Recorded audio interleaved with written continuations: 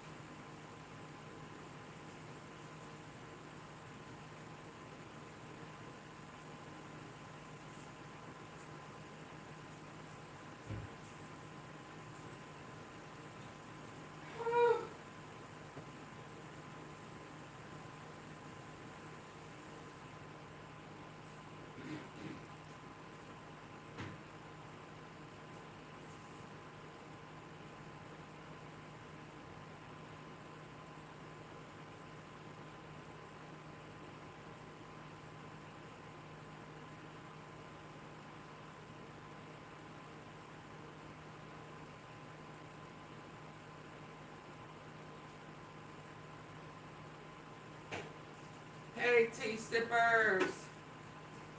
Sorry. I had to put some eye drops in my eyes. I don't need to be able to see and hear. Oh my goodness. Let's go.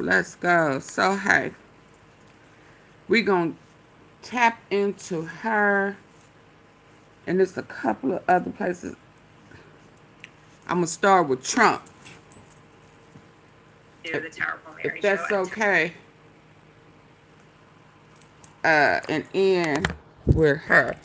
So check out, we're going to start with Don Lemon and all this Trump madness, child house. Whoo. The lies they tell and the stories they try to cover. Now, Tara, I think she was really good friends with, this is the one who was good with friends and had traveled with Virginia. I wanted to hear what she had to say. Let's go. Please come in hitting the like button if you don't mind. Let's go. Hey, shout out to Don Lemon. So glad that you're here. I want to get to Tara Palmieri. Tara Palmieri is an incredible journalist. Hey, Tara. She is a veteran journalist and author of The Red Letter on Substack and the host of the Tara Palmieri Show here on YouTube. And she's doing the best reporting, I believe, on this Jeffrey Epstein case. No, I think I Wolf. think this is monumental. I just would go ahead. You tell me what you think, Tara. I think thank you for having me, Don. Appreciate that. Thanks for staying on this story too, and being so committed to it. I need a drink too, Don. Survivors of Jeffrey Epstein saying this is everything to them. This is a smoking gun. This is hopefully for them accountability, justice. And, by noon, you've got the president's defenders out there saying, oh, this is ridiculous. This is using a woman who's dead and can't even speak for herself, Virginia Giuffre, to take away from the contents of the emails that tie him to a victim. And so everything in the Epstein story somehow gets muddled. It is never clear cut. There's just so many political motives, but I sense so much desperation from the White House. I mean, from all of the reporting, the way he was furiously calling Lauren Boebert and Nancy Mace, thinking that he could pressure them to not release the discharge petition, to remove their names. Explain to our viewers and subscribers what happened. So, about the calling of Lauren Boebert and who else was it? And Nancy Mace. Nancy Mace, right? Got to get them to change their, I guess, vote. Oh, the not vote. allowing it to be released. Sorry. Oh, go ahead. wow. Yeah. To them. For sure. I mean, it's a really complicated measure, but like if the speaker will not allow you to bring a bill to the House floor, then you can do a discharge petition. You just have to get 218 signatures. And so Thomas Massey, and he's a Republican, and Ro Khanna, a Democrat, they have been working for months to try to get 218 signatures. And there were 3 Republican women who were willing to go along with this. Nancy Mace, who is a survivor of sexual assault, Lauren Boebert, and Marjorie Taylor Greene. And President Trump thought that Nancy Mace could be a sticky one, that he might be able to Manipulate her because she is running for governor in South Carolina, and his endorsement will go a really long way in the Republican primary for her. I think everyone in town was holding their breath, unsure of what she would do, because she's a highly unpredictable person.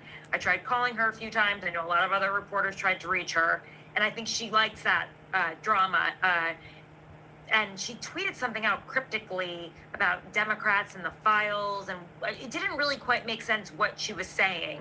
And if she was going to try to use that as like a way to remove her signature, because she already signed it. So it wouldn't be a matter of signing it. They had already signed it. They would have to proactively remove their signatures. Hey, Ada. Which, to me, is just like incredibly cowardly, especially when you know that our president, who is acting like a mob boss, trying to shake people down. Yep. Well, they would call it a whip. Is trying to get them to stop the Epstein files from moving forward. So, Tim Burchett, he's a Republican from Tennessee. He actually suggested that they vote on it now, but it was blocked by the speaker. So yeah, you can see where some people are at. Hi, Joel. My sources on the Hill, Republican sources, told me last night that if that bill comes to the House floor, it is going to be nearly impossible for them to not vote yes. And they're breaking ranks already. 3 or 4 of them. America Roadrunner, so hello. I actually think this will be passed pretty easily, and eventually Trump will have to deal with that. Yeah, I would say. I agree, American Roadrunner. Amen. That he's finally finna get busted for trafficking kids. For being a pedo of kids 11, 12, 13, and 14.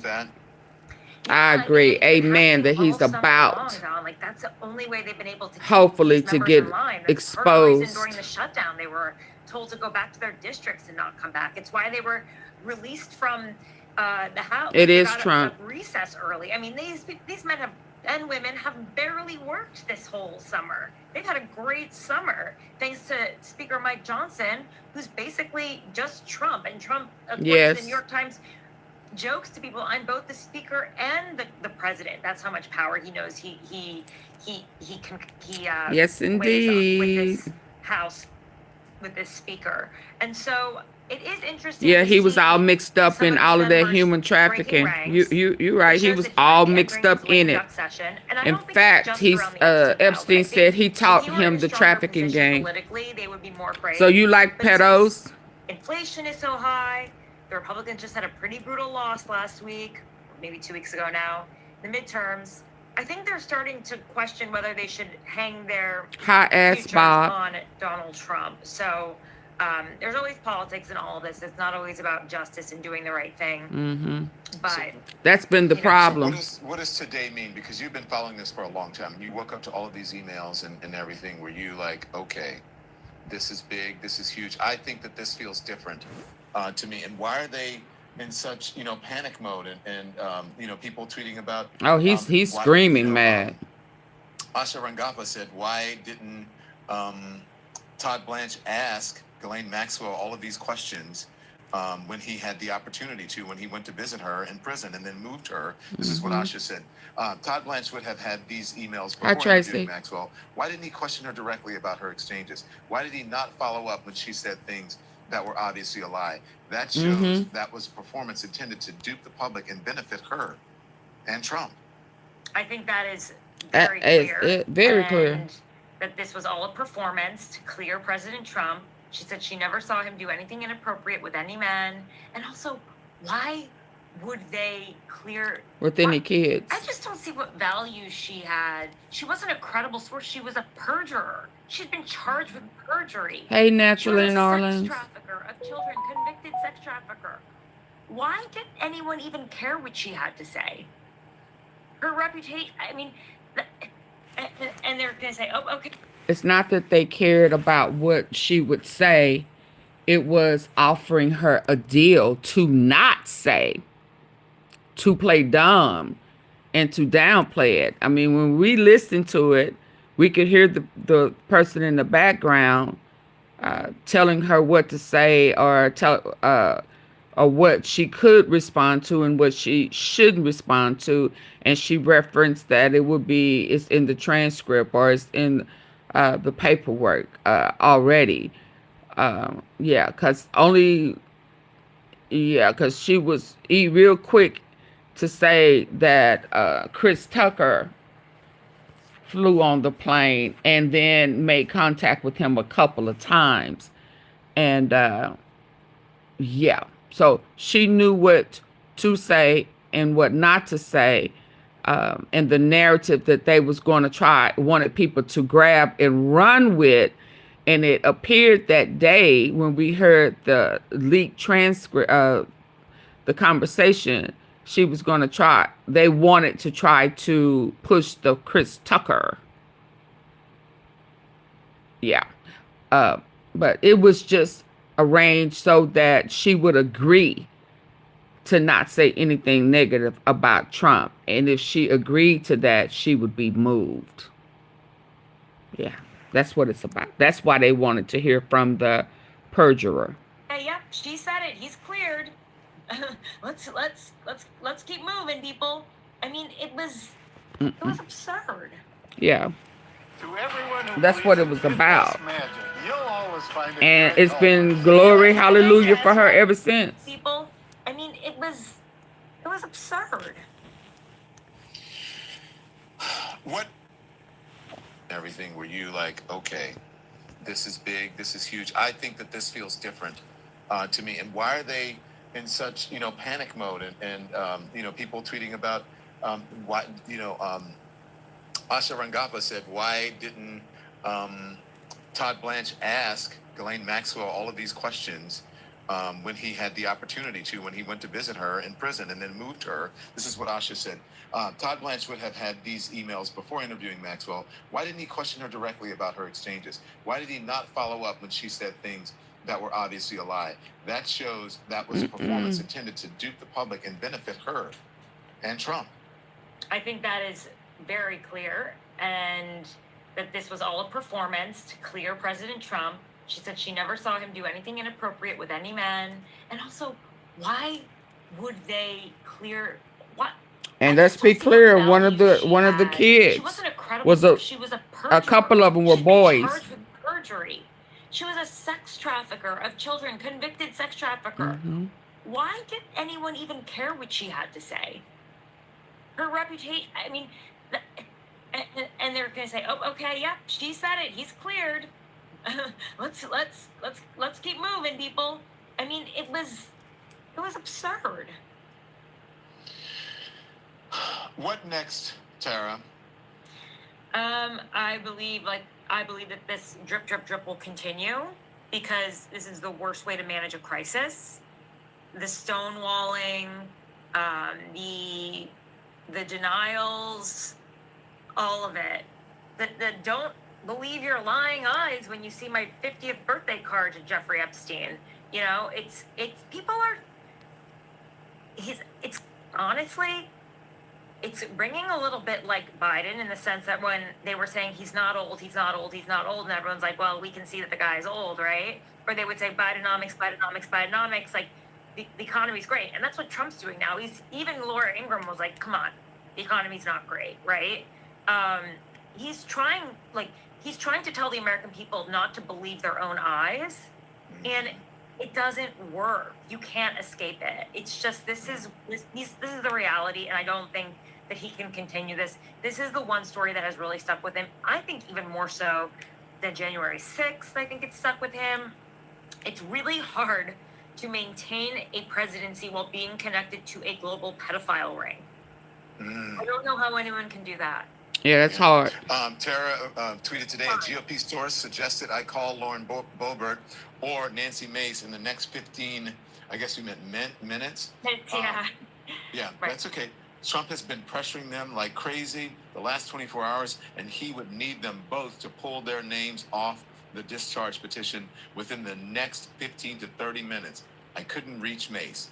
You talked about that a little bit, but man, this is all coming to a head, Tara.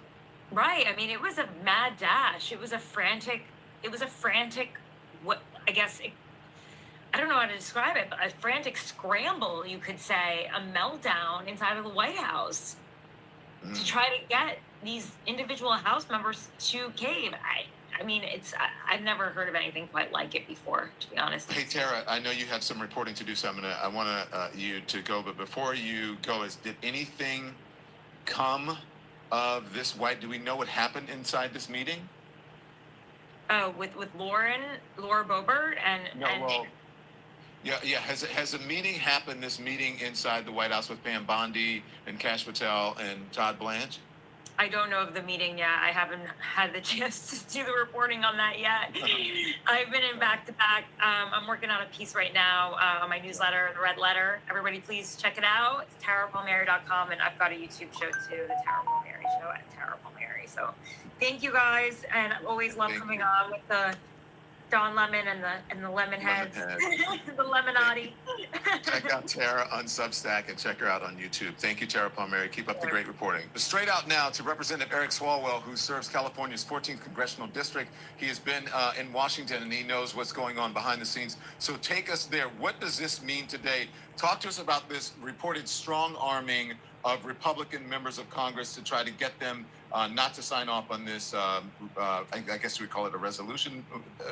Is what you would call it, Representative? 40 days into the shutdown, it's now clear that what I suspected and you suspected, Don, and you've been roaming these halls that I'm in at the Capitol right now, that this was an Epstein shutdown, that Absolutely. Speaker Johnson buried these files a mile beneath the earth, prevented us from being in session so that we could find a way out of the shutdown, so that we could pay air traffic controllers, pay air marshals, pay federal workers. We didn't do that for 40 days. They missed multiple paychecks. And now we are learning, not because Trump or the Department of Justice is cooperating, but the Epstein estate is cooperating, that Donald Trump is directly connected to Jeffrey Epstein. So we are now in the midst of what's called a discharge petition. So what does that mean for your viewers? Well, the Speaker of the House, which is Mike Johnson, the Speaker of the House, which is Donald Trump, controls what comes to the floor for a vote. However, there's one way to get around the Speaker, and that's when a majority of the House signs a discharge petition. And so a majority of the members means 218 votes. We've had 217 for the last couple months, but Adelita Grijalva from Arizona was elected well over a month ago in Arizona, so she is the 218th signature, except Johnson wouldn't open Congress, wouldn't swear her in. So that finally happened today. She took the oath. She signed the petition. We are at 218. And yes, there's this mad dash pressure campaign by the White House to try and have one of the Republican signatures come off the petition so Hey, that Mrs. they can Tom. protect Donald Trump from just how close he is to Epstein. That's so weird. Why are they trying so damn hard not to have It's all coming out, right? It's all coming out. It's crazy. Yeah, it's all coming out, whether it's through this petition or the Epstein family releasing what they have. I don't know if you recall, Don, but about 2 months ago, Kash Patel testified to the Judiciary Committee. I questioned him. I said, how many times was Trump mentioned? He didn't want to answer. I said, was it 1,000 times? Was it 500 times? Was it 100 times? He said, no, nothing like that. And now it looks like it was probably something like that.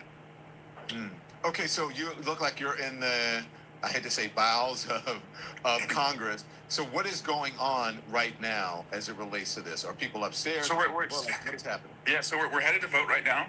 This is the vote to, reopen government without really any promise to get a vote on healthcare. So I'm voting no on that. But I'll just let you guys see. This is the congressional choo-choo train, as we would call it.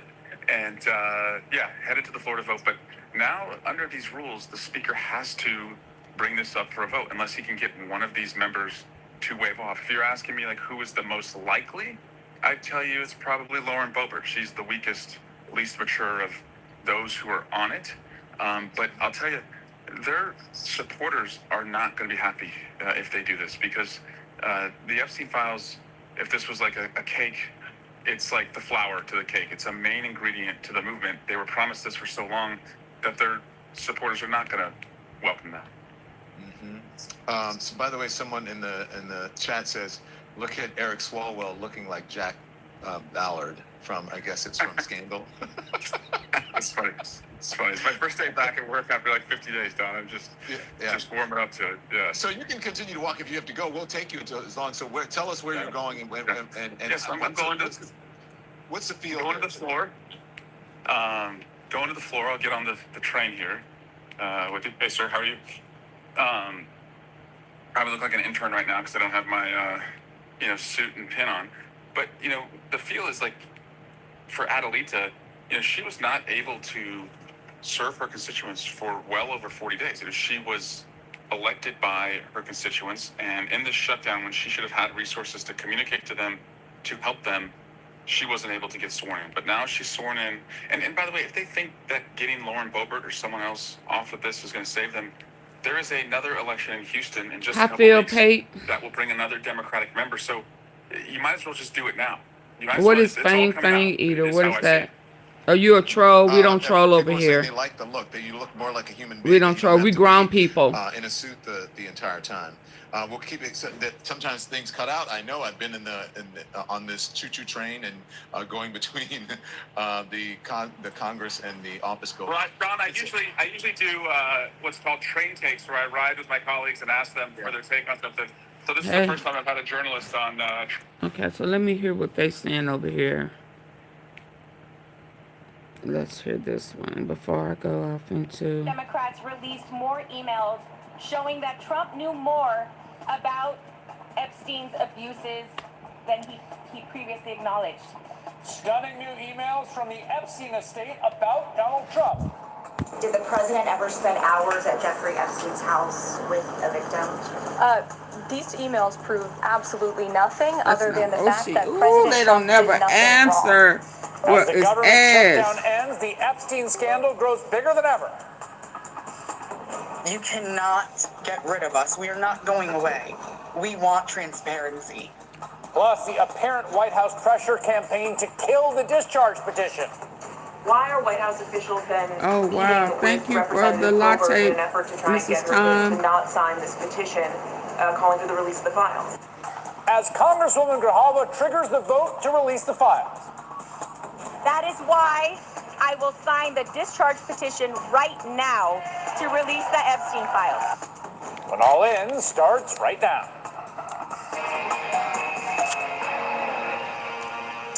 Good evening from New York. I'm Chris Hayes. The shutdown appears to be about over right now. In the House of Representatives, members are about to vote on the continuing resolution to fund the government through January 30th that passed the Senate. I thought they said they had already passed it. That killed me. That will mean that it will go to the president to be signed, and the government will reopen, although we should note this is only through January 30th, and you might be back here, and I might be back here covering something that looks like this again in no bit of time. Now, with the House back in session today for the first time in 8 weeks, something else has happened seismically in Washington today, which is the dam has broken on the files relating to child sex trafficker Jeffrey Epstein. All that sent Washington into political chaos. This afternoon, Speaker Mike Johnson, who had called the House finally back to session after 2 months off, was forced to finally swear in Arizona Democrat Adelita Grijalva 50 days after she was elected. And swearing her in meant that Congresswoman Grijalva became the 218th member signing on to the bipartisan discharge petition, which forces a vote on the release of the Epstein files. Now, Donald Trump and the White House have been scrambling to contain the damage, spending much of the day desperately trying to pull one of the Republicans off the petition. Trying to pull him out. Was sworn in at 4 p.m. As of this morning, there were 4 Republicans who signed on. Thomas Massey of Kentucky, who's been a guest on this program, Marjorie Taylor Greene of Georgia, Lauren Boebert of Colorado, and Nancy Mace trying of to South pull him Carolina. off. Massey's the sponsor of the petition, was unlikely to flip. Green has been quite vocal about the petition and her support for it, touting her ability to say no to the president in recent days. The New York Times reports that Donald Trump himself called Boebert yesterday. We don't know the contents of the call. We do know is that today, Boebert was summoned to the White House to meet with the Attorney General of the United States and other top officials in the Situation Room. Think of that for a second. That's according to White House Press Secretary Caroline Leavitt. The effort seemed to have backfired. The Times congressional reporter revealing it has made her even more dug in, suspicious, and convinced there's a conspiracy at play. Where would she get that idea? Boebert herself posted on social media, "I want to thank White House officials for meeting with me today. Together, we remain committed to ensuring transparency for the American people." And then things seem to get even worse for Donald Trump when this afternoon, Nebraska Congressman Don Bacon came on MSNBC to say that he would vote yes on releasing the Epstein files if it came up for a vote. You will be voting yes on releasing the Epstein files if it makes it to the floor, and you believe it will. If it goes on the floor, I get a lot of pushback. Why don't you put your name on the discharge petition? And I'm just going to be subtle in my response. Just look at all the few Republicans are on it and who they are. It's going to come on the floor. I will vote yes. Those yes votes may start to come at a fast clip when it is time to vote. In fact, just a short time ago, Speaker Johnson said to expect a vote on the Epstein files bill next week. Now, all this was kicked into high gear this morning when the House Oversight Committee Democrats released 3 emails turned over by the Epstein estate that mentioned Donald Trump. Those emails were obtained thanks to a subpoena back in August. Now, I should tell you, we have not verified the allegations in any of these emails, but there is, at least on first read, second read, and third, some genuinely appalling stuff in there. Like this one from April of 2011, it's an exchange between Epstein and Ghislaine Maxwell, his longtime confidant, and the only other person ever tried and convicted for aiding in his sex trafficking, a woman who multiple victims say was instrumental in victimizing them. Epstein writes, "I want you to realize, the dog that hasn't barked is Trump. Redacted victim spent hours at my house with him. He has never once been mentioned," ending with a cryptic police chief, etc. I'm 75% there. The White House has since confirmed the victim mentioned here is the late Virginia Roberts Giuffre. Maxwell responds, "I've been thinking about that." Now, one thing to point out here, back in July when Trump's former criminal defense attorney turned deputy attorney general at DOJ, right, number 2 at DOJ, Todd Blanche, met one-on-one with Maxwell. Remember when they were like desperately trying to put out this fire? We remember. And so he went for a 2-day-long interview with Maxwell. She told Blanche that Trump was not close friends with Epstein. In fact, she didn't recall seeing Trump at Epstein's house. I don't know, Epstein's, if he had, whatever the nature of the president's friendship, if you will, or however you want to define that with Epstein, I was never witnessed. I think they were friendly, like people are in social settings. I don't think they were close friends. Just a liar. I certainly never witnessed the president in any of, I don't recall ever seeing him in his house, for instance. Lie. No, it's very possible Maxwell was telling the No, she wasn't telling no truth. That is sustainably farmed. She was a liar. Still is. Some of the cleanest waters in the world. Clear she made a misrepresentation, right? A deflection to the Deputy Attorney General in that meeting. Since in that 2011 email, Epstein talks about having Trump over for hours, which Maxwell said she has, quote, been thinking about.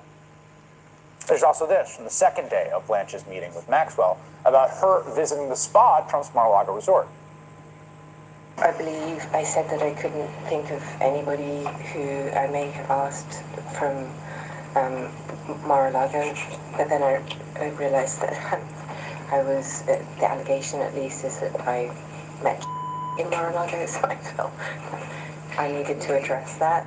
Definitely has said that she was working at Mar-a-Lago and that you received a treatment from her at some point and that you recruited her to meet Mr. Epstein. Right. Do you know affirmatively whether that's true or false, or do you just not have a memory either way? I really don't. Yep, she has a puppy. But I know she was getting reacclimated, I guess, I did ask if to get out. In the realms of possibility, it could have, but I have no memory of it, and I don't believe that it's how it went down. But in a 2019 email exchange between Epstein and author Michael Wolff, also released today, Epstein addresses the reports that Trump asked him to resign as a member of Mar-a-Lago after his 2009 sweetheart deal. Epstein writes, Trump said he asked me to resign, never a member ever. Of course he... And we have to also remember that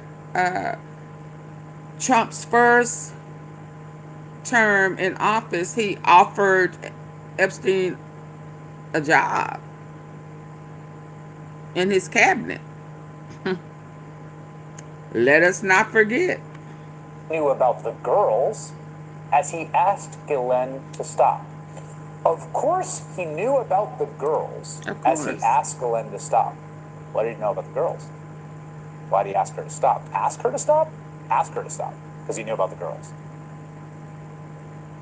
This revelation was written just 5 months before Epstein's arrest and about 6 months before his death. He died, of course, in the Department of Justice facility. No, he didn't. I think he's still alive in Israel. In response to all this, Republicans dumped 23,000 pages of documents, which include even more emails from Epstein, like this one from 2015 when Trump was running for the Republican nomination. A then New York Times reporter wrote to Epstein, "Now everyone coming to me thinking I have juicy info on you and Trump," to which Epstein replied, "Would you like photos of Donald and girls in bikinis in my kitchen?" Okay. It is unclear if anything was in fact sent to that New York Times reporter. But all of this, these revelations today, and people are still going through these emails, culminated in White House that Press kitchen Secretary that Caroline we Leavitt saw, fending off all sorts of questions at the press briefing today. Did the president ever spend hours at Jeffrey Epstein's house with a victim? These emails prove absolutely nothing other than the fact that President Trump did nothing wrong. In the interest of transparency, why not just go ahead, release the full files on Epstein, get this all over with? This administration has done more with respect to transparency when it comes to Jeffrey Epstein than any administration ever. This administration has done more than any. Release the files. And it just shows how this is truly a manufactured hoax by the Democrat Party. Perhaps you will see him when he signs the bill to reopen the federal government. So stay tuned on plans for that. Thank you, everyone. She still didn't answer. Baby, she will not answer nothing. Harry Lippman served as Deputy Assistant Attorney General Department of Justice. Joyce Vance is a former U.S. attorney, and they join me now. First, Harry, just to sort of identify what we're looking at here, these appear to be emails that were, I guess, in the possession of the estate of Jeffrey Epstein, since presumably they have access to his files. By the way, what you're seeing there is a roll call on that vote to Let's get to Wolf. You see there's two They're not saying anything right now that we don't already know. Hold on. We're expecting this to pass. For, of course, keep our eyes on that because that will be a big development. So, Harry, that there were still things to be discovered. Right. Of the Epstein story back on, because Adelita Grijalva was sworn in. She's 218. We now have word from Mike Johnson there's going to be a vote on the release of the Epstein files next week. Democrats on the Oversight Committee have tried for months to shake loose the Epstein files. Back in July, Congresswoman Summer Lee, who sits on that Oversight Committee, filed a motion to compel the release of the files. Y'all ain't had nothing to do subpoena which targeted in months. The Department of Justice. Since then, we've received several tranches of Epstein documents from both the DOJ and from, of course, the Epstein estate itself. That includes those emails released by Oversight Committee today. We also are anticipating that vote on the Epstein files will happen next week. Now, it's worth noting those emails that we've gotten that were released today don't come from the Department of Justice, as Harry Lippman was noting earlier. Those come from the estate. 23,000 Epstein files released. Wow. But those don't include the sort of enormous files that exist in the DOJ at this moment. Congresswoman Lee, who sits on that House Oversight Committee, joins me now. Congresswoman, your reaction to the developments today? Yeah, I mean, again, when we came into this, we knew that there were still things to be discovered, right? As it turns out, like you said, right, this comes all from the estate, and I think it was damning for Donald Trump. I think it's damning for those who are continuing to justify the ways in which his Department of Justice continue to obstruct justice. Right. But I think that this also shows that all of this is going to come out. It is inevitable between the drops from the estate between the discharge petition, between the subpoena that I helped to get months and months and months ago, right? I think they're running out of time and they're running out of tape. Eventually, the truth will come out. Let's talk a little bit about the political dynamics here. I'm sure you saw the reporting about the pressure campaign that was brought to bear on the Republican signers of that discharge petition, specifically Nancy Mace, who is apparently dodging Donald Trump's calls, and Lauren Boebert, who apparently was in the Situation Room with the top two officials of the Department of Justice, maybe Kash Patel. They do seem to be all hands on deck, obsessed with this issue. Can you feel that pressure and that vibe there on Capitol Hill? I mean, look, I don't personally feel the pressure because we're doing the right thing here, but I've definitely heard about this. Listen, at the end of the day, all these people, Nancy Mace, you know, the other folks who are probably getting these phone calls, all talk about how they want to protect victims. They talk about how they want to stop sex trafficking. But this is a tangible thing that we can do, right? They all, it's time that we put our money where our mouths are, right? The reason why they're here, the only reason why they're here at the end of the day is because their constituents are also doing a pressure campaign, right? So from the one end, they have Donald Trump calling them, stalking them, begging them to try to slow walk this. And on the other hand, they have their constituents who are saying that they want justice, that they don't believe that rich, powerful people should be able to get away with heinous crimes. And those two things are in conflict in a way that I don't think that we often see with a lot of these MAGA folks. But it's going to be really interesting next week when this comes to a vote. I think that they're all going to, I think it'll probably be unanimous. They know that it's not going to make it to the Senate, and they know that Donald Trump will never sign this. So right now, we need to put pressure on the DOJ to do its job right now. And I think that in all of this, it's easy to forget that they've already been compelled to turn over the files.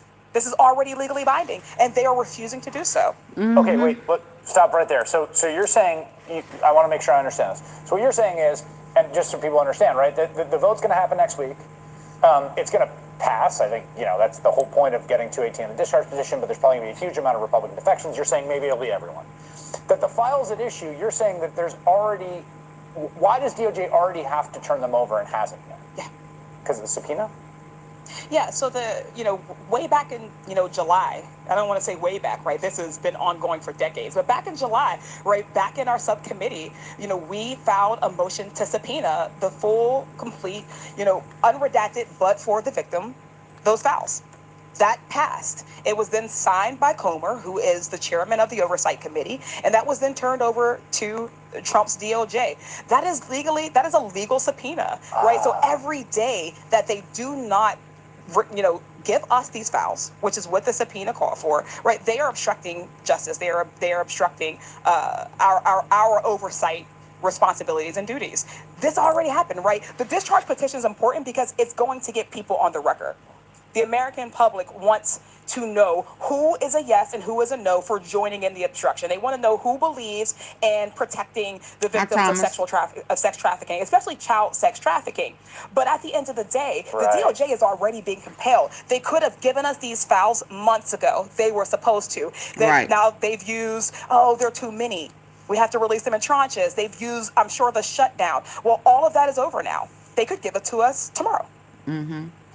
That's really a good point. Now, we will see what happens in terms of Senate taking up. One thing that does seem clear is that the White House is dead set against it, and the survivors have been pushing for it. I mean, I want to kind of keep centering them because I think what they want out of this matters a tremendous amount, and I want to just play you one of them speaking to my colleague Nicole Wallace earlier today and just get your reaction, because that, in some ways, their organizing around this has been part of what's driving it as well. Take a listen.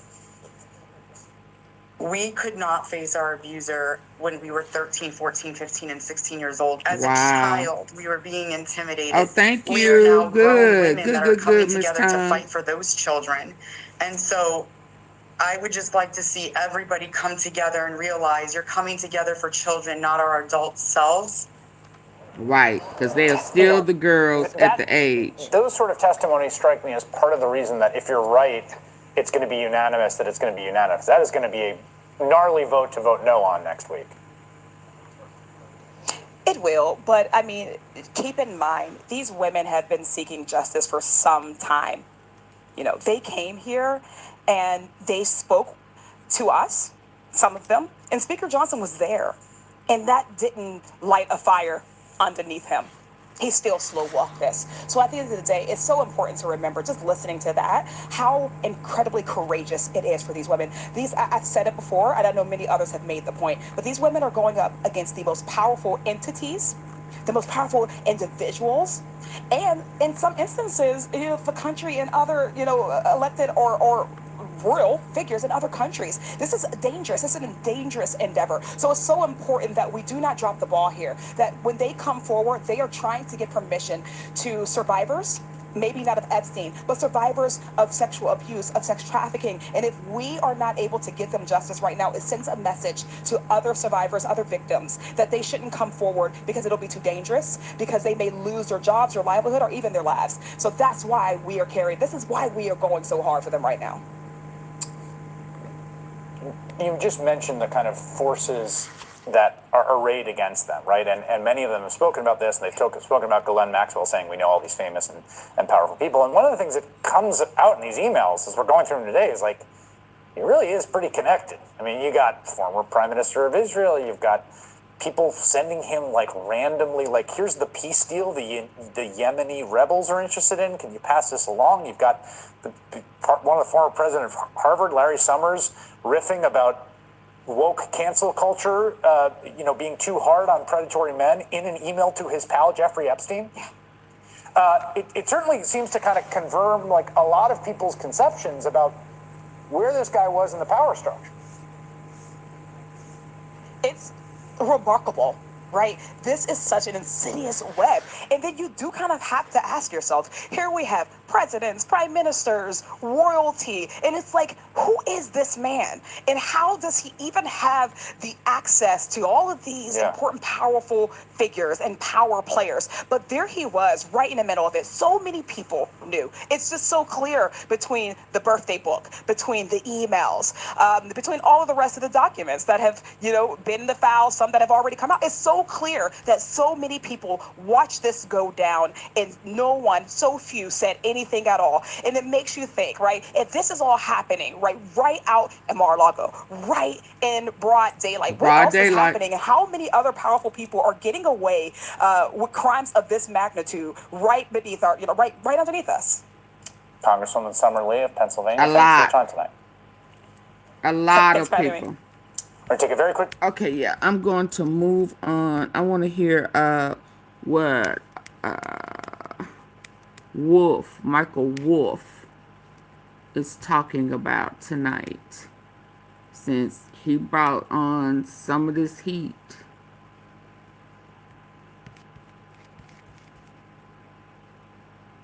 Let's hear what he's talking about.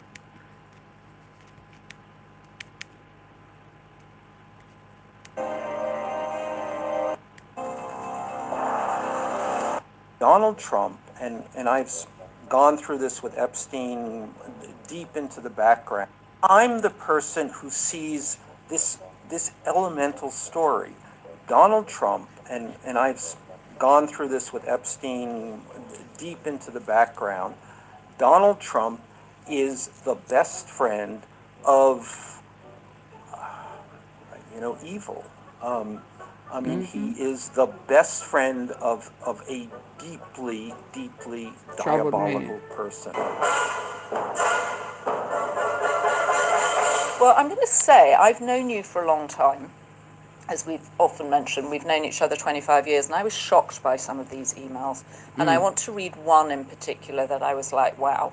And this is based on you sending Jeffrey Epstein an email in December 2015, on the eve of a primary debate, Republican primary debate, and it's CNN's holding the debate, and you send an email to him saying, I hear CNN is planning to ask Trump tonight about his relationship with you, either on air or in Scrum afterwards. He writes back, if we were able to craft an answer for him, what do you think it would be? And then you say, I think you should let him hang himself. If he says he hasn't been on the plane or to the House, then that gives you a valuable PR and political currency. You can hang him in a way that potentially generates a positive benefit for you. Or if it really looks like he could win, you could save him generating a debt. Of course, it is possible, when asked, he'll say Jeffrey is a great guy and he's got an Iran deal and he's a victim of political correctness, which is to be outlawed in a Trump regime. Let's remember the entire context here. Okay, but what I want to say is, in this particular email, it sounds like you're advising a convicted pedophile about what to do, and you're colluding with him against a potential. Well, I don't know. Candidate. What emails sound like? Would one have rewritten them in hindsight? Yeah, of course. Emails always are. Oh, that's embarrassing. Because it definitely sounded like you was telling him to blackmail. Okay, let's hear. Let's hear here. I am in this. I am where no one else is. I am in proximity to a story which actually most people don't see at this point. So in these emails, what strikes me is that you're frequently giving advice to Jeffrey Epstein about how to handle the media, how to use the media. Were you his media advisor? No, he had. And given the fact of how badly he has managed the media over the course of his long difficulties, I would not want credit for that in any way. But this was always a major thing, and this was actually part of the reason, part of my entree here, that I knew about the media. That gave me the kind of cachet that got me a place at the table, which has gotten me the Epstein story, if anyone wanted to pay attention. Right, so this is 2015. Yeah, I'm the person who sees this elemental story. Donald Trump, and I've gone through this with Epstein deep into the background, Donald Trump is the best friend of,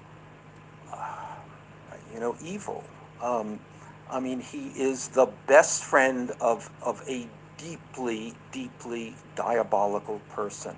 A person who is involved in, well, we now know what he's involved in. 1,000 women, trafficking 1,000 girls, and ferried back and so forth. what I understand at this point is that Donald Trump may become the president of the United States, and this is still in 2015 an iffy proposition, but nevertheless, a possible president of the United States has been involved for well more than 10 years, has been joined at the hip with this person, has been involved in both of these men, in every aspect of each other's lives, sharing girlfriends in their financial sharing lives. Girlfriends. Now, this is, to me, and this is a moment which I think we ought to pause, because I think we're very close to the smoking gun. This is what is not only implied in my emails, but in other emails that Epstein has sent. And by the smoking gun, what do you mean?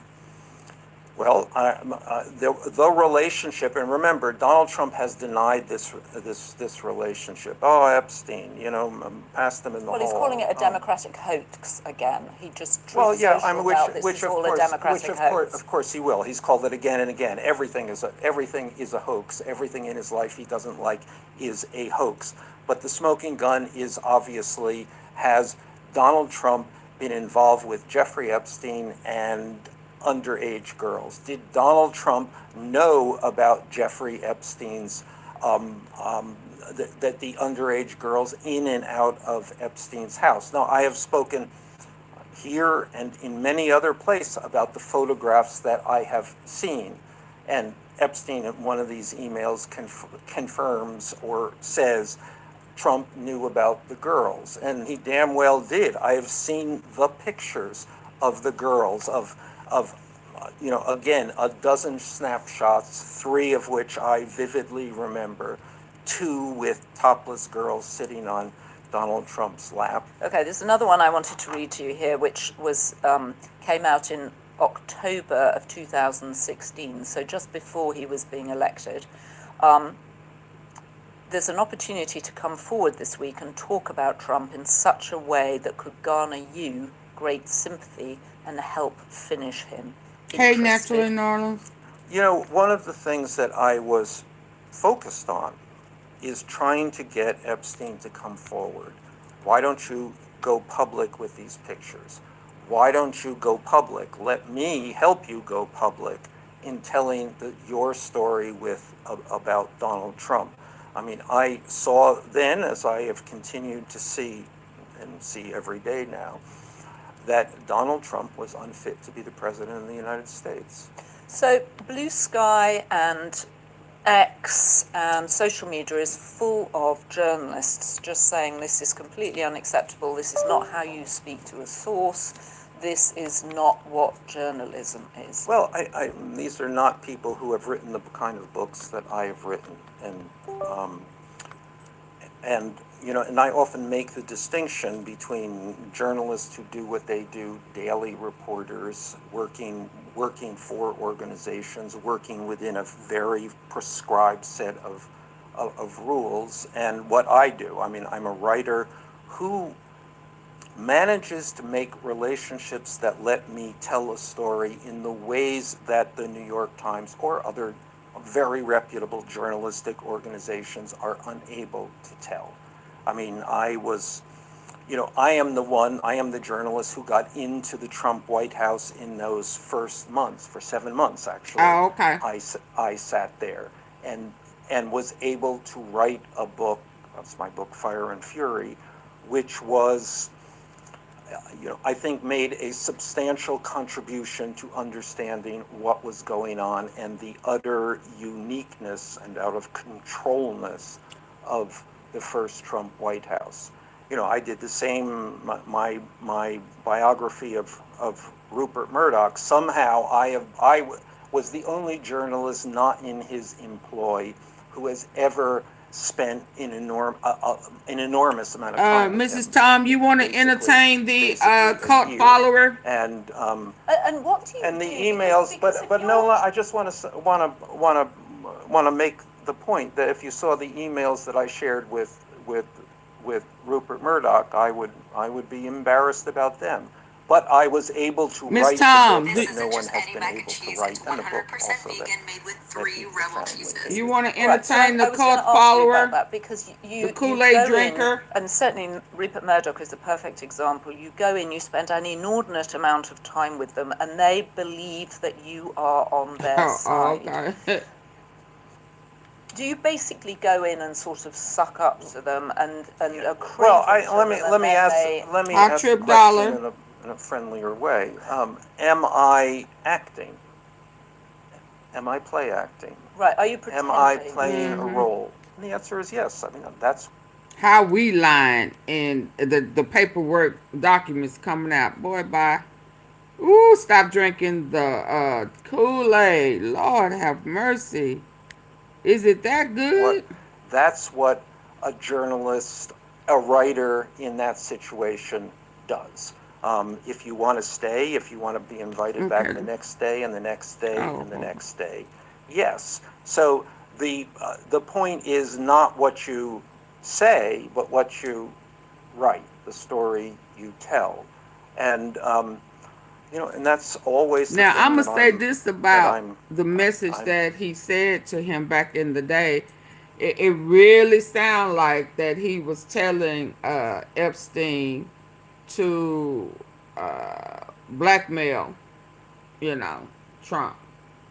That's how it sounded to me. So when she asked him, and he kind of got a little irritated, I was waiting to see if he was going to, be honest and take it there. I mean, since he said it, right? I mean, he dang sure said it, and that was his suggestion to him.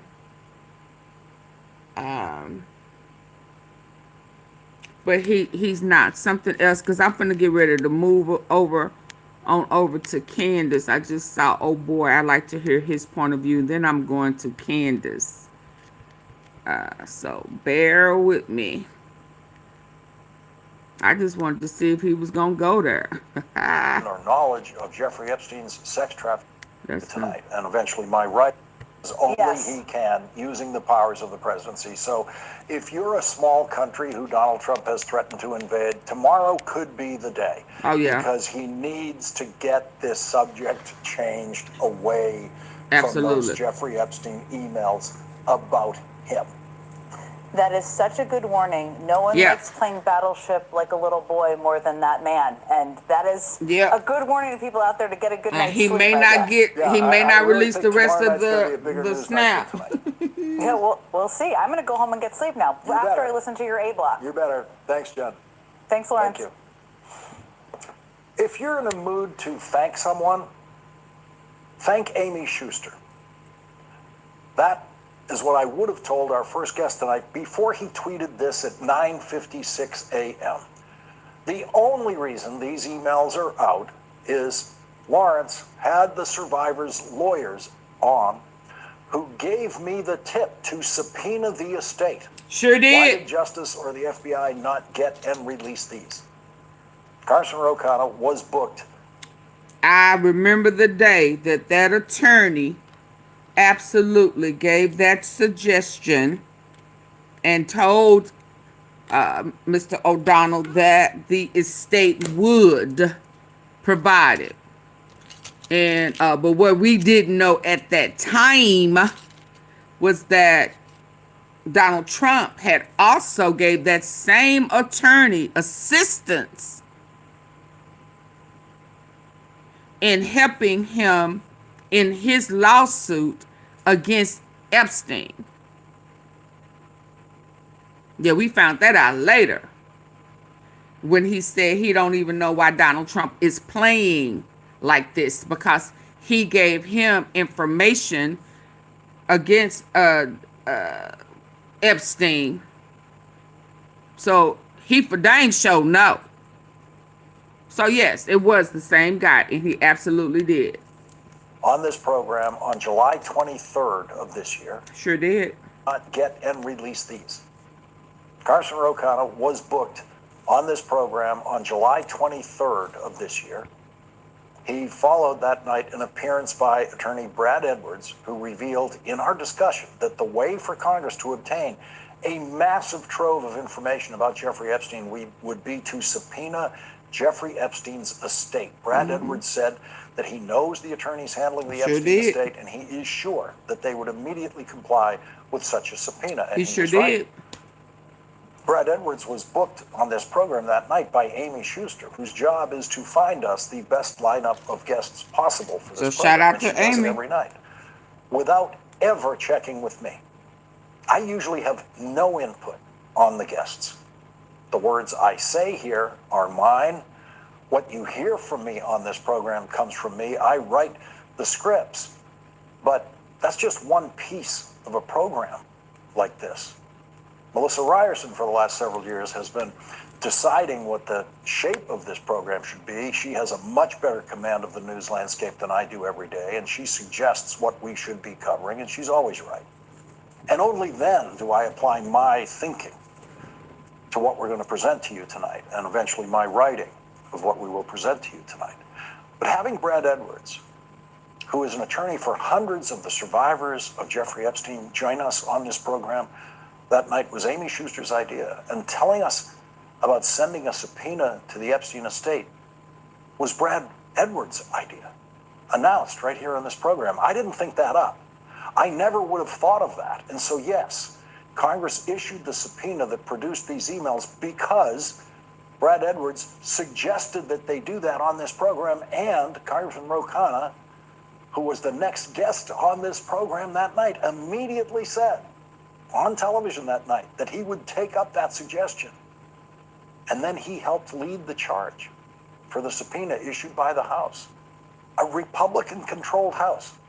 A Democratic member of the House of Representatives who gets the idea of issuing a subpoena to the Epstein estate on this program and then brings that idea into a Republican House of Representatives and prevails and manages to persuade a House of Representatives controlled by Donald Trump's loyalists to do something that has the potential to not just crush Donald Trump as a politician, but depending on what else might be revealed in the Epstein files and as a result of this subpoena, maybe Donald Trump's presidency could come to an end. Maybe Donald Trump could become the second president to resign the presidency, the second Republican president to resign the presidency. How bad can this get for Donald Trump? We have no idea, but he does.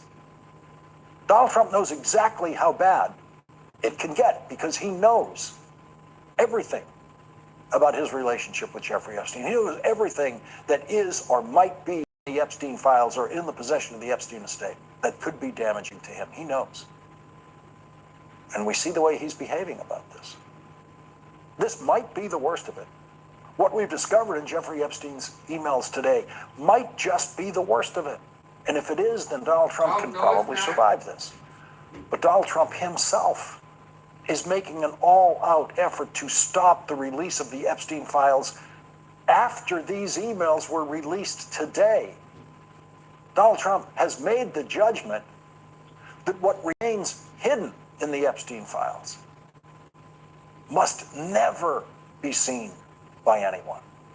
And that is why he had Congresswoman Lauren Boebert in the White House today, hoping she would be convinced to take her name off of the discharge petition, which she had already signed in the House of Representatives. She did not bend to that pressure. The discharge petition has been officially filed after getting its 218th signature today, when the newest member of the House of Representatives, Adelita Grijalva, in her first act as a member of the House, became the most important member of the House today, when she provided the 218th signature for that discharge petition, which will come to a vote possibly next week in the House of Representatives, that would force the release of the Epstein files. And she gave a statement.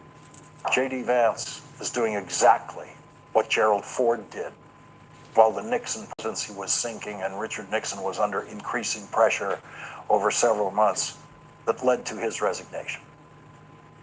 Gerald Ford said nothing.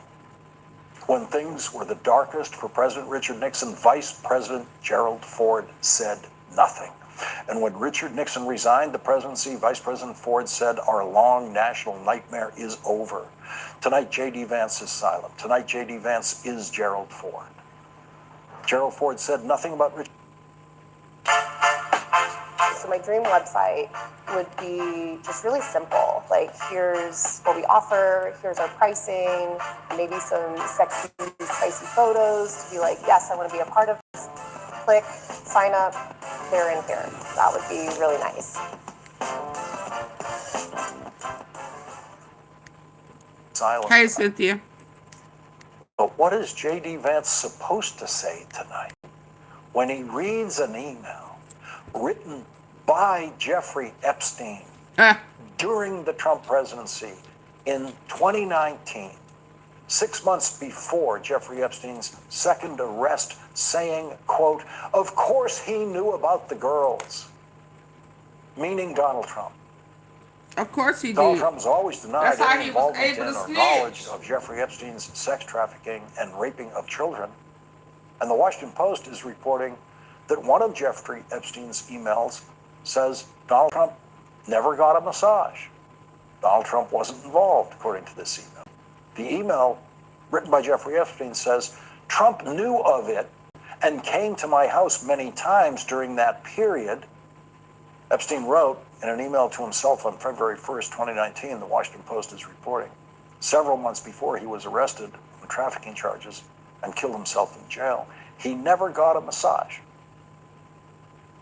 So there's Jeffrey Epstein himself letting Donald Trump off the hook on that point.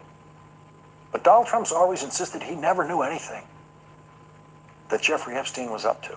Never knew anything possibly illegal that Jeffrey Epstein was up to. What is J.D. Vance or Donald Trump or any Trump defender supposed to say tonight when they read an email from Jeffrey Epstein after the first criminal investigation of Jeffrey Epstein in Florida, which led to Jeffrey Epstein pleading guilty. And Jeffrey Epstein writes an email to his criminal co-conspirator, Ghislaine Maxwell, in 2011, saying, quote, I want you to realize that that dog that hasn't barked is Trump. Jeffrey Epstein says that one of the young girls in the investigation, quote, spent hours at my house with him. He has never once been mentioned, police chief, etc. I am 75% there. Donald Trump spent hours at Jeffrey Epstein's house with one of Jeffrey Epstein's victims, according to Jeffrey Epstein, in a private communication with his criminal co-conspirator, whose response to this was, I have been thinking about that. The only way that Ghislaine Maxwell could have been thinking about that is that she knew Go take a shower. What Jeffrey Epstein was talking about in every word of that email. That means she knew what it means that the dog that hasn't barked is Trump. And Ghislaine Maxwell was not asked a single question I'll be on by Donald Trump's criminal defense lawyer, who now serves as Donald Trump's Deputy Attorney General, Candace, in about 10, 15 minutes. A so-called interview with Ghislaine Maxwell. The Justice Department could have had that email and hundreds of other emails that we haven't seen yet that would be very specific about Donald Trump and Jeffrey Epstein and Ghislaine Maxwell, that would have been legitimate and serious points of questioning for Ghislaine Maxwell, who's never, ever answered questions to any federal prosecutor or in her federal criminal trial about any of this, before Donald Trump's former criminal defense lawyer went down to Florida and threw softballs at her and believed her when she was clearly lying to him. The Justice Department may have had all of these emails for many years. Very likely that they did. You saw how easily the Epstein estate handed them over to Congress. The inept White House press secretary, whether intentionally or not, revealed that the interview the Trump team had with Congresswoman Boebert today to try to change her mind was held in the Situation Room. That is the room in the White House reserved for the most secret communications, including verbal communications that can occur in government. Imagine the panic in that room this morning when they were trying to convince a Republican member of the House to change her mind and take her name off the discharge petition so that even with one more signature on the petition by the end of the day, it would not be enough. Imagine the pressure on Congresswoman Boebert in that room. Why didn't she succumb to that pressure? Why didn't she take her name off that discharge petition? Why did she leave her name on that discharge petition and allow that discharge petition to get its final signature so that it could now be in progress toward a vote in the House of Representatives? Why did Lauren Boebert then tweet this at the same time the final signature on the discharge petition was obtained? Quote, I want to thank White House officials for meeting with me today. Together, we remain committed to ensuring transparency for the American people. Lauren Boebert did not only not remove her name from the discharge petition, she taunted the Trump White House with that tweet at 4:22 p.m. At the same time, the final signature was affixed to the discharge petition. It is impossible for a Republican member of the House of Representatives to be more defiant than that. Is Lauren Boebert's defiance of Donald Trump, the Trump White House, and the Trump Justice Department, who were all trying to suppress the Trump Epstein files, an indication of just how weak an argument the Trump team made in the secrecy of the Situation Room on behalf of Donald Trump? They could say anything to her in that room. And whatever they said was so weak that this Republican Congresswoman left the Trump White House and publicly tweeted her defiance at the moment the Democrats obtained the final signature on the discharge petition. Today is a demonstration of Donald Trump's weakness now within his own party about his friendship with Jeffrey Epstein. Jeffrey Epstein told the journalist Michael Wolff on tape, quote, I was Donald's closest friend for 10 years. And Donald Trump told New York Magazine in 2002, right in the middle of Jeffrey Epstein's career as a sex trafficker and raper of children, quote, I've known Jeff for 15 years, terrific guy. He's a lot of fun to be with. It is even said that he likes beautiful women as much as I do, and many of them are on the younger side. No doubt about it. Jeffrey enjoys his social life. And Jeffrey Epstein said about Donald Trump, quote, of course he knew about the girls, end quote. Donald Trump's newest strategy with House Republicans is to call them stupid. In a tweet today, Donald Trump said, quote, only a very bad or stupid Republican would fall into that trap, the trap being voting for the release of the Epstein files. If you do that in the House next week, when that vote is likely to occur, Donald Trump says you are a very bad or stupid Republican. 4 Republicans have already signed that discharge petition, which is in effect a vote to release the Epstein files. Thomas Massie signed the discharge petition, which according to Donald Trump makes him a very bad or stupid Republican. Marjorie Taylor Greene signed the discharge petition, which according to Donald Trump makes her a very bad or stupid Republican. Nancy Mace signed the discharge petition, which according to Donald Trump makes her a very bad or stupid Republican. Lauren Boebert not only signed the discharge petition, but then refused to take her name off the discharge petition after the most intense pressure the White House has ever applied to any individual member of Congress. The Trump White House has never pressured any Republican of Congress, member of Congress, more than they pressured Lauren Boebert today, and they failed. According to Donald Trump, that makes Lauren Boebert a very bad or stupid Republican. There is a very bad and stupid Republican at the heart of this story, and his name appears repeatedly in the Epstein files, as it would even if he never did anything wrong, because when Jeffrey Epstein says you're his closest friend, a federal investigation of Jeffrey Epstein is going to turn up facts like that. And when you say publicly in New York Magazine that you've known Jeff for 15 years and he's a terrific guy, that article itself is going to end up in the federal investigative files. In a federal investigation like that, there will be all sorts of names that will show up in the files. People who've done nothing wrong, people who are neighbors of the person being investigated, right. People who have nothing to fear by the release of those files. Donald Trump has obviously been living all year in fear of release of the Jeffrey Epstein files, and tonight that fear has to be more intense than ever. The fear that makes him snap and call Republicans very bad and stupid is an informed fear. It is not an irrational fear. It's who need a job too? Who you talking to, James? Because Donald Trump knows exactly who you talking to. We grown over here. Who you talking to? Epstein was. We don't. Donald Trump knows exactly James, how much direct do you need to be removed? Familiarity he had with the people. You need a job. Who need a job? Your mama? In his email. Fuck you mean? We don't. Come over here with that stupid shit. We don't know that. Cause your cult leader done got Donald exposed. Trump knows everything about his relationship with Jeffrey Epstein that might be in the Epstein files. And knowing everything that Donald Trump himself knows about his relationship with Jeffrey Epstein. Your mama should have did a better job. Maybe you wouldn't have been following the cult. All come out. I have nothing to fear because I know everything about it, and I know there's nothing to fear. Or knowing everything Donald Trump knows about his relationship with Jeffrey Epstein, and after having been briefed about what the Epstein files say about him by his Justice Department, Donald Trump seems to have decided that the Epstein files must never come out. That's the position he has chosen.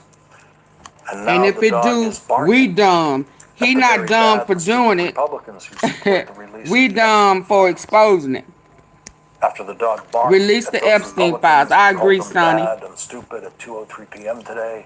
We stupid. 4 hours later, Politico reported senior Republicans privately believe dozens of Republicans will vote for it, possibly 100 or more, according to 5 people granted anonymity to speak candidly. And so the mad, barking dog might be on his way to creating the biggest bipartisan landslide vote against Donald Trump the House of Representatives has ever seen. Tonight, instead of looking at the Epstein files that were created by the Justice Department's investigation into Jeffrey Epstein, we are looking at emails about Donald Trump written by Jeffrey Epstein that were in the possession of Jeffrey Epstein's estate after his death. And we have those emails tonight thanks to a thread of luck that began 112 days ago when Amy Schuster decided that the guests on this program that night should be attorney for Epstein survivors, Brad Edwards, along Shout with out Congressman to Amy. Ro and Andrew Weissman. Andrew Weissman will be joining us tonight, and leading off our coverage of what we have learned today is Let's go. Congressman Ro. Joining us now is Congressman Khan. Congressman, thank you very much for joining us tonight, and please accept my amendment to your tweet this morning about this program and how it all started off here. But this has really been a drama for viewers of this program to watch from the night you stood here on this program and said you were going to act on what you had just learned about the possibility of issuing a subpoena to the Epstein estate. And here we are. Shout out to making a stand. Well, Lawrence, I said that because sometimes in all of the news, you and your team really haven't gotten the credit. But none of those emails would have come out. The emails with Jeffrey Epstein saying that Donald Trump was involved, that Donald Trump likely knew about this abuse. None of that would have come out if I wasn't on your program, if your team had not booked Bradley Edwards, and if Bradley Edwards hadn't made this obvious point saying, why is the Justice Department, why is the FBI not subpoenaing Epstein's estate? It was shocking to me they hadn't done that. And then Bradley Edwards said, look, if you subpoena that estate, I'm confident that they will comply. And your team remember that day. Connected Bradley Edwards with our team, and that's why we have these I was trying to take a today, nap. And that's why many more emails are going to come out. So they've done an incredible public service. So it's a pretty dramatic okay, hold day on. with that meeting at the White House that became public after the fact of Lauren Boebert, where they were obviously trying to pull at least one signature off the discharge. We like our peace, baby. You cannot take your name off after it has been filed, but she could have taken her name off today and didn't. And she didn't. Thank God she didn't. And here we are tonight. Well, I'm not sure if the White House knew that, frankly. Thomas Massie and I were texting back and forth all day. I mean, we've been at this 5 months. We were concerned. I mean, they brought her, as you pointed out, into the Situation Room. So, naturally, knowledge, y'all don't like visitors. And here they are pressuring Lauren Boebert to get off. They did the same with You don't Nancy like Mace, visitors. But they held, and you know what? The dam is breaking, Lawrence. The dam is appreciated breaking. your analogy to Nixon, because one of the things we saw with Nixon's end was Republicans started to desert him. And you're going to have a situation when Massey and my bill comes to the floor next week, which even the speaker now is saying that it will come. You're going to see 50, 60, maybe even more Republicans vote against him. That is a huge deal, not because of the work Massey and I are doing. Oh, yeah, he's still alive, people are Purple sensing Flower. the weakness of Donald Trump to be willing to cast that vote against him. When we read things like Jeffrey Epstein saying that Donald Trump is the dog that hasn't barked, we can all apply our imagined interpretations of what that could mean. But what kind of investigation do you think is necessary to actually get at the meaning of that, especially given that it's an email to Ghislaine Maxwell, who is a living witness who could supply an explanation for what that email means, because her response to Epstein is very clearly, she said, I've been thinking about that, so she knows exactly what it means. You're a dirty dog. He said well, I think we need to investigate and interview Maxwell again, although, of course, her credibility is not very high. But we also know that somebody got to confront her, though. There are more emails that likely mention Donald Trump, and we need to investigate those and see really two things. I mean, there's a question about what happened with underage girls, but there's also a question of how many people, including Donald Trump, did they know about the abuse? And did they just sit there and not do anything with the abuse? It was and that Virgin is, in Islands. my view, equally damning. I mean, who does that if you know someone is raping junior high girls to just sit there and still Are you asking me, is he a part of the Bohemian Grove? And this whole thing is going to come and be exposed, both Donald Trump and what I call the Epstein class. They need to have their day of accountability. What do you expect to see next week? Is it just the vote on the discharge petition, or will there be any other developments? They need to confront Ghislaine Maxwell, let her know, boo, we know you lied. Of course, the numbers matter, Lawrence. You're more of an expert on the Senate than I am, but the bigger the number in the House, the more likely there is that this gets taken up in the Senate. And I'd like it to get taken up in the Senate because that's really obviously what will force the the release, but it also will send an incredible message in this country of people standing up to Trump. There's also further investigation. We expect more document releases, and then we have a press conference on Tuesday. Marjorie Taylor Greene, Thomas I Massie, know and he I, knew a black Bradley woman was Edwards, going to stand and the up to him. survivors, and they're getting some of the survivors who haven't told their story before, and they're going to talk about what really is in these files and what they want to see in terms of justice. Congressman Ro Khanna, thank you very much for joining us once again tonight on this important story. Thank you, Lawrence. Thank you, And Lawrence. right now, Donald Trump is signing a bill that ends the government shutdown. We're keeping an eye on that. But coming up, Andrew Weissman will join us as he joined us 112 days ago when we first heard the idea of sending a subpoena to the Epstein estate on this program. Andrew Weissman is next. Come on, Andrew. Because I dang sure remember that day. Let's go.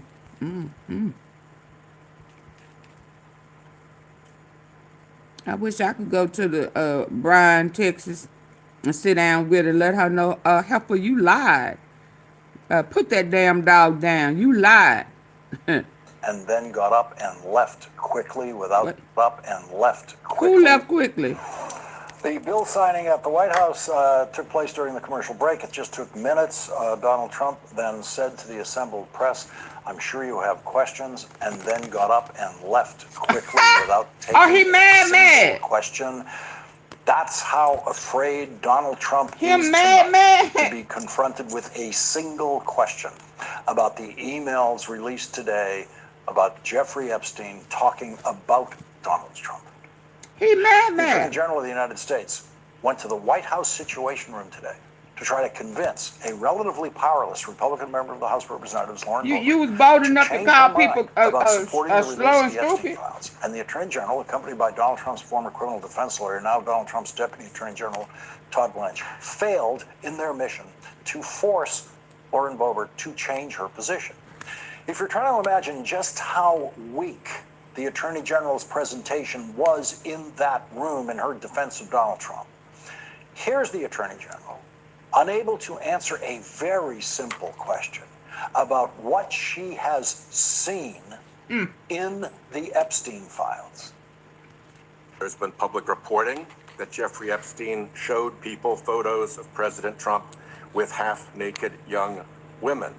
Do you know if the FBI found those photographs? You look real. You look stupid then, and you look stupid now. Introducing the only prescription hair regrowth gummy on the market, the Minoxidil Plus. But you probably in them Epstein files too. You was a kid. This innovative 2-in-1 being taken advantage of, and you know, him gave you a Senator job. Whitehouse, you sit here and make salacious remarks once again, trying to slander President Trump left and right, when you're the one who was taking money from one of Epstein's closest. We ain't talking about taking money. I could be wrong. Correct me. Reid Hoffman, who was with Jeffrey Epstein on multiple occasions. That ain't what we talking and the about. senator sitting right next to you tried to block the flight logs from being released. Yet you're grilling me on that ain't what we talking Trump about. Some photograph with Epstein. Little funny looking girl. That ain't what we talking about. Those photographs that have been discussed publicly by a witness who claimed Jeffrey Epstein. You think the question is gonna leave? You don't know anything about that. Now you look stupid. Okay. By the way, she was wrong about that money also to Senator Whitehouse. Joining us now is Andrew Weissman, former FBI General Counsel and MSNBC legal analyst. She was wrong. Andrew, your reaction to what we are learning in this release of emails tonight? Any woman who is okay with pedos playing with kids is wrong. Next, what we have seen tonight and the documents Candace said, well, it's a wrap. devastating, Supposedly, in terms Vance of the story is that in we the have been files. told, A young and now boy. what we see in black and white. I think it's totally correct, as you have done, is to put it in context where Donald Trump has previously said to New York Magazine Erica that he was Kirk? aware of Jeffrey Epstein's predilections. He liked young girls, and what we're seeing now is real corroboration for what he said. I'd also like to just remind people Epstein about may what be the a one. cabinet member of the That's Trump leaking that administration stuff has said, Howard through Lutnick, his estate. Secretary of Commerce, he reported that he and his wife went to the Epstein townhouse, and there, right in his living room, was the massage table, and they were, I think the phrase they used was grossed out, and they left. And the reason I'm raising that is this is not a man, Mr. Epstein, who is hiding things. This is somebody who a cabinet member was in his former position, went to his house and saw all of this. So the idea that Donald Trump did not know, when you have Jeffrey Epstein saying in writing at a time that he has no known reason to lie that he didn't know, is it's really devastating proof. But what should happen now, I think, is something you hit on with the congressman, which is, yes, there can be a congressional investigation. Ghislaine Maxwell is alive. She can be required to testify again. She can be given a grand jury subpoena. She could even be immunized to find out what she knows. And at any normal administration, a special counsel could be appointed, because this Department of Justice is clearly not independent, just by the mere fact of what you just said, which is that the leaders of the Justice Department were engaged in a political mission for Donald Trump just today in the Situation Room.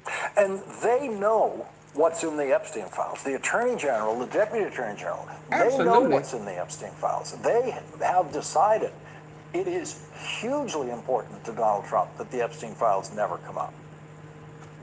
And to that point, it is worth remembering, if you go back and look at Todd Blanche's interview, which is now, that is public, do you know how many questions there are of her related to these documents? I think that would be 0. Oh, wow. And that is, if you want to understand the nature of what, in my view, is the cover-up. All she said is that I won't tell on him. When I saw these documents, as a former prosecutor, one of the first things I said is, this is so damning of what the Department of Justice is doing here, because how could you sit there with Ghislaine Maxwell, who's been convicted of not just witnessing, but participating in Epstein's hideous crimes, and not ask her about this, of saying she's aware of what he knew, she's aware of what happened, that we see documents saying that Epstein is the person who has the goods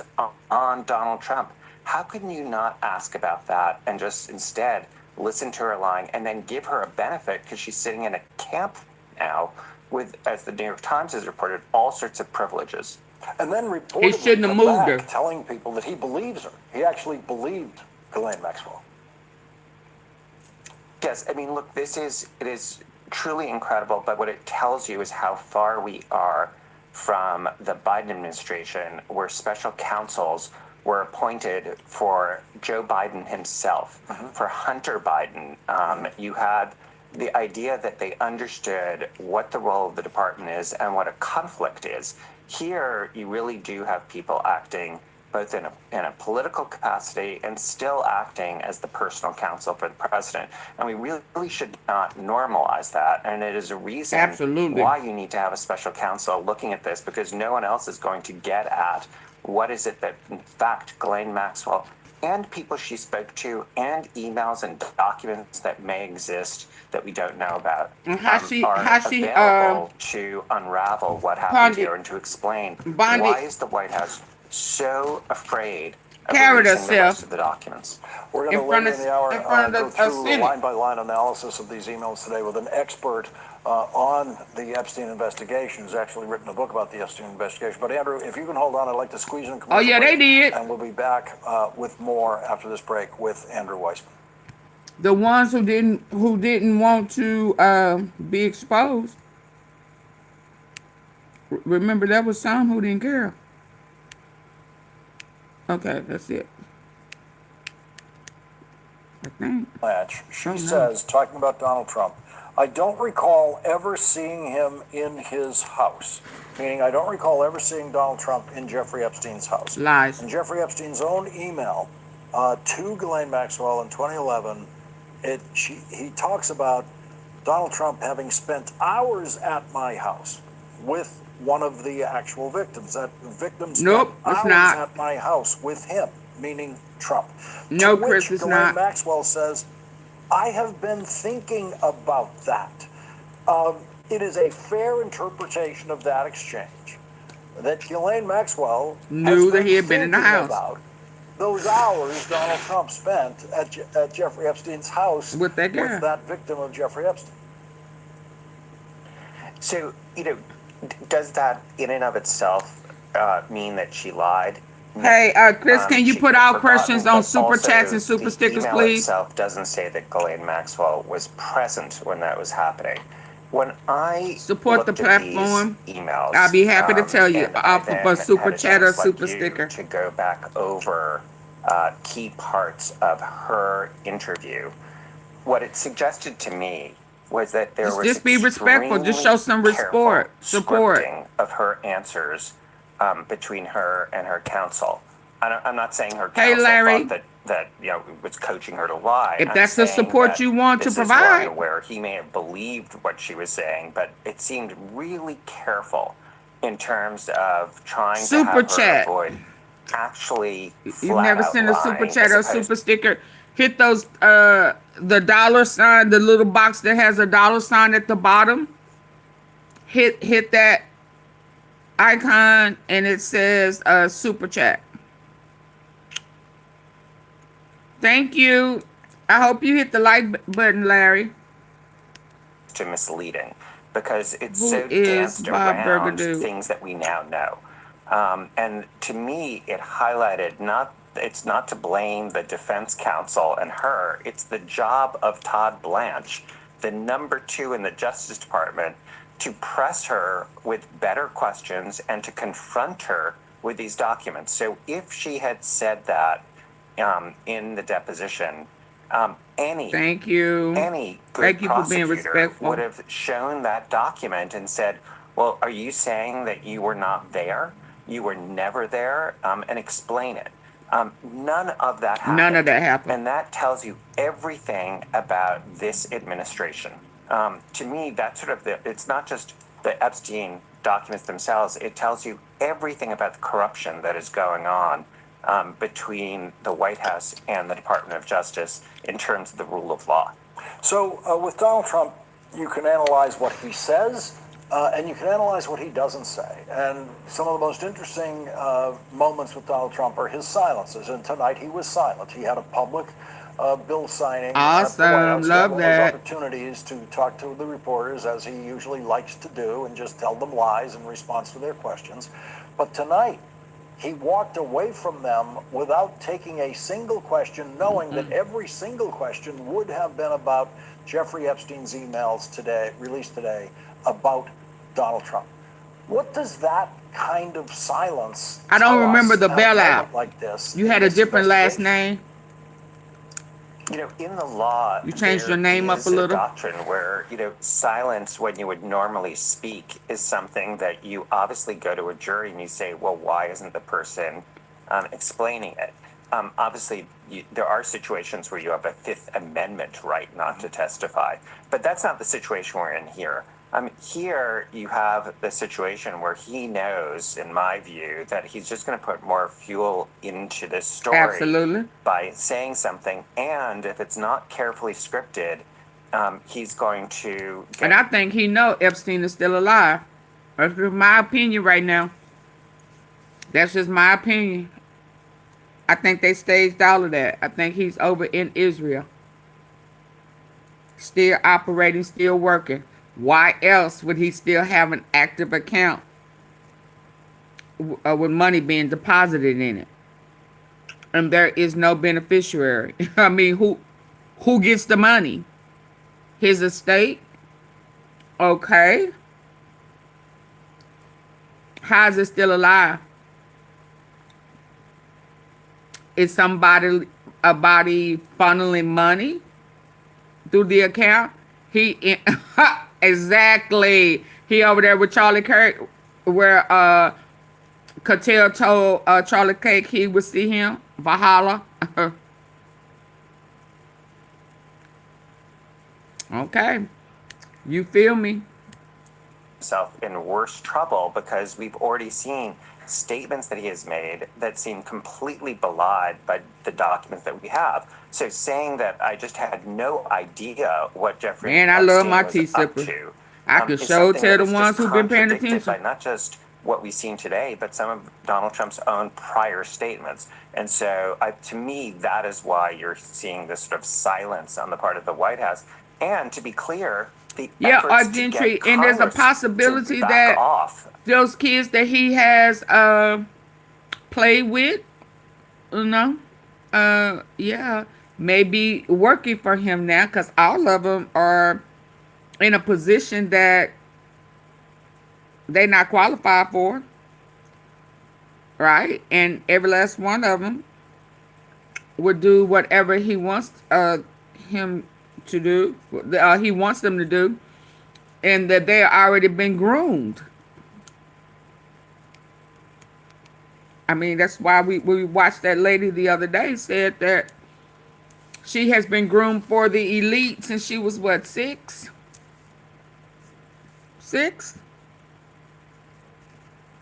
Politicians, real estate, yeah. To me, it's like he's going to be silent, and he wants Congress to endorse that. Hi, Teal. So that it's not just the Justice Department, but it's also the second branch of government that is going to stonewall and cover up what is happening here. Andrew Weissman, thank you very much for joining us tonight on this important story. Okay, so let me ask y'all. You're welcome. Thank you. I've been here an hour and 35 minutes. Do y'all want me to stop this here and start up a live with Candace? Or y'all want me to try to keep going on this live that may kick us out? I mean, what do y'all want me to do? You want me to keep it separate? I keep it rolling.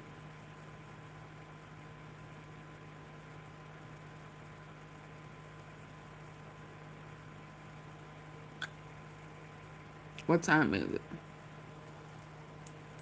it? You want me to do it separate? Keep it going. Okay.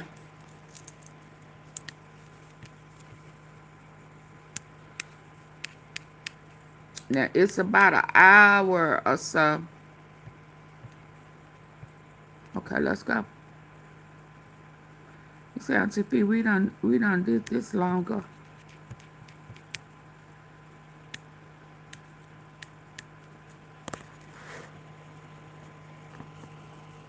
Separate, keep going, roll on. Majority say we gonna roll it on. Let's go. All right, you guys, happy Wednesday. I don't know what these people thought. I don't know what they thought. I think they thought Charlie Kirk would get assassinated. They would very quickly bury him in a yarmulke and then convince the world that he was actually besties with Ben Shapiro and Josh Hammer. He didn't even know Candace Owens. His last words before he died were, "Honor the Sabbath and buy Josh Hammer's book." Yeah. And also he had just written this Romeo and Juliet letter to Netanyahu. I feel like that was kind of the plan. But look, the best laid plans, they can fall apart. And I can tell you guys, yeah. And also he had just written this Romeo and Juliet letter to Bibi Netanyahu. I feel like that was kind of the plan. But look, the best laid plans, they can fall apart. And I can tell you guys, this one is falling apart. It is like an avalanche of truth that is just coming at the Zionist lobby, because they were just sloppy in these lies, these post-mortem lies. Anyways, Megyn Kelly, okay, from the top ropes, she just swooped in and did something unexpected by slamming these people. Really, she didn't even try to slam them. She just told the truth. She produced video evidence of what Charlie said to Tucker backstage. We're going to get to that. Also, do you guys remember how everybody was freaking out when I told the truth about how long it normally takes for Turning Point USA events to come together on campus? Well, I always told you when they freak out, it's a clue, and now I know why they are kind of freaking out, and I'm going to tell you. So welcome back. Hi, Lisa. Candace. Hey, Candace, let's go.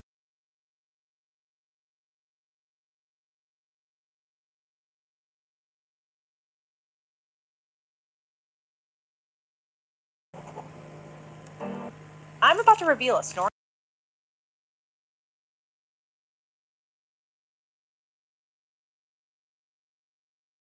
Okay, I'm excited for today, for the rest of the week, because we have got some very interesting updates for you in the Charlie Kirk assassination. The assassination that seems to have broken the brains of Zionists. They are not acting right. Can we all agree? Zionists are not acting right. They are panicking. Panicking so much that they randomly sent Ben Shapiro out into the daylight.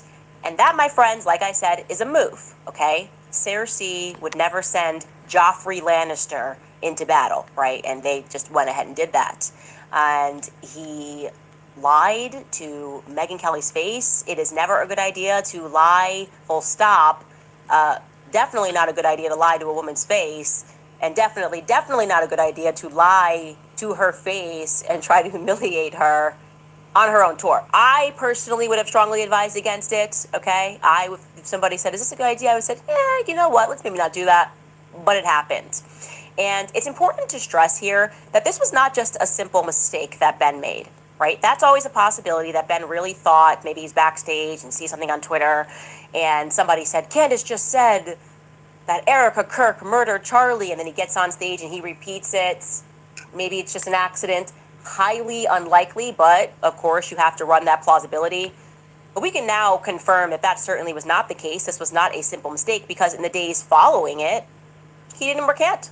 He did not modify. He did not correct. He has a platform. He could have just come out and said, oh, you know, I got the details wrong. Nope. This was a premeditated and a post-meditated lie, okay? He was intended mad to morally blackmail Megyn into a position to decide right now on the spot whether you are going to stand with evil Candace, who was accusing Erica Kirk of murdering her own husband. And that lie backfired gloriously. By the way, I think if it had been any other person, like if it was not Megyn Kelly who was sitting across from Ben, his strategy would have worked. That was high pressure, peer pressure. She happens to be extraordinarily media trained, and she didn't buck, okay? She looked uncomfortable, but she did not bend to his will. She kind of just moved along and said some stuff about Tucker, asked again, like, are you sure she said that? And he says, yes. Yes, she said that. Fool, if you allow her, you allow me. And then she found out, obviously, that I did not say that. And the following night of her tour, during a Q&A section, somebody named Josh stepped up and asked her about that moment. And here is what Megyn Kelly said. Hi, Megyn. Hi. My name is Joshua. My question is, during a recent stop, you had Ben Shapiro as a guest, and he had made some claims about Candace, saying that she had said certain things online, and when he made those claims, you looked visibly uncomfortable because, you know, you hadn't heard that and couldn't verify that. So my question is, why did you look so uncomfortable in that moment, and have you researched the claims that he made since? Thank you for that. Yeah, no, he said that Candace has been claiming Erica Kirk was behind the murder of Charlie, which I had not heard, and I was taken aback because that seems like something I would have heard. It's so crazy. And I have since learned it is not true. Candace has not made that claim. And in fact, I've now seen several clips of Candace specifically defending Erica Kirk and saying she would never make a claim like that about Erica, and that she, you know, she is open-minded to other people at Turning Point. That's obvious. She's been making that point. I had heard that point. But she's specifically been defending Erica Kirk, and she's been saying she does not think that of Erica. And in fact, if you read her comments, she's under pressure to make comments about Erica. Mm-hmm. And so far, what I've seen, she hasn't. So thank you for that question. And I'll tell you right now, Megyn was not done. And I will say this, even if I remove myself from a situation, it is actually the most disrespectful thing that you can do to someone that you purport to be friends with or friendly with. Mm-hmm. I can't even imagine that. Like, hey, will you join me on stage? I really like you, and I'm on tour, and I'd love to have you on stage for a discussion. And then this person starts coming after me and questioning my moral compass. Really process that. That's just not cool beyond anything else. He needed so I was pretty dumbfounded when Dave Rubin weighed in on the matter, and he called what Ben did, effectively trying to humiliate Megyn on her own stage. He referred to it as almost an act of bravery. Take a listen to what Dave Rubin says. All right, first off, again, like I know I guess I'm glazing Ben right now, but he deserves it. It is not easy to go onto someone else's show in general, when it's not a live audience and criticize them. But it's really not easy to do it when you're in front of thousands of people. I don't know how many people are at those shows, but it's certainly thousands. You can add it to me. When thousands of people are there to watch Meghan, and then you have to criticize her a little bit. And he did it absolutely respectfully, and I think he did it properly. Listen, I don't care. Look, you can tell, I don't really want to talk about Tucker. I certainly don't want to talk about this Nick guy, but sometimes these things just hit you in the desk, and I agree with Ben. Like, I have a job to do, and if I don't address the things sometimes that I don't want to, then I'm probably not very good at my job, and you should watch another show. I don't really want to talk about Candace. We were great friends for a long time. She has been to this house for dinner. She loves chicken parm. Well, I can fact check true. I have been to his house for dinner, and I do really love chicken parm, and I had a good one at his house. I will say that. I'm not going to front. But the other part that he's saying here, I don't know what happens when you're a Zionist where you just, on this one topic, and this was what it was with David, and why I had to stop being friends with him, or friendly with him, is like they just don't know what it actually means to be a good friend. You do not, when you are invited to join somebody on stage, prepare a lie, right? Present them with a lie and try to peer pressure them in front of their own fans. That's like, there are a million things that could happen before that ever comes to it. She did not invite him to have a debate. He's a Zionist. They don't believe in Christ, in Jesus Christ. They just want their name attached to Christian Zionists, but they are not a Christian. They are evil. I mean, come on. They worship. They sacrifice. They unalive. So when when you have a description of Satan, it says in the word, he comes to kill, steal, and destroy. I mean, and all of that is lying is wrapped up in there too. It's deceitful. So you can't expect for them to be a friend when the root of them is evil. I mean, a friend, polite, honest, empathy, love. I mean, all of those things that are in Christ is not in them. So don't expect that. It's like shame on us for thinking that it's in people who really are devil worshipers. The object in which they worship have horns. They don't have, that big old thing didn't have wings. It had horns. And it had its hands out to take, not to give, to take. And that includes, it comes to take your truth. Hello? They want that truth to replace it with a lie. We need for you to go. Candace, I'm sending you a kite. It ain't a toilet kite. It ain't a prison kite, but I'm sending you a kite. You are an enemy because you're telling the truth. And they want the lie to stay in place. Don't expect for them to be nothing other than a deceiver. Only unless God comes in and turn their life around. Check their heart. Fix that heart condition. Take the evilness out. Don't expect goodness from someone who's evil. Okay? And this is to everybody. There lies a problem. We expect for them to do what they have made an oath not to do.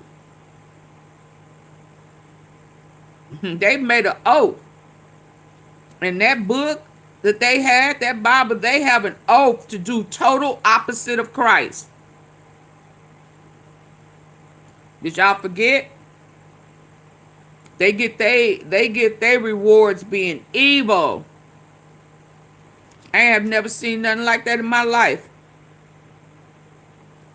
Okay, let's go. Thank you, Lisa. But the other part that he's saying here, I don't know what happens when you're a Zionist where you just, on this Thank you, one Lisa topic, Kent, and this was what it for was that. with Dave Rubin, and why I had to stop being friends with him or friendly with him is like they just don't know what it actually means to be a good friend.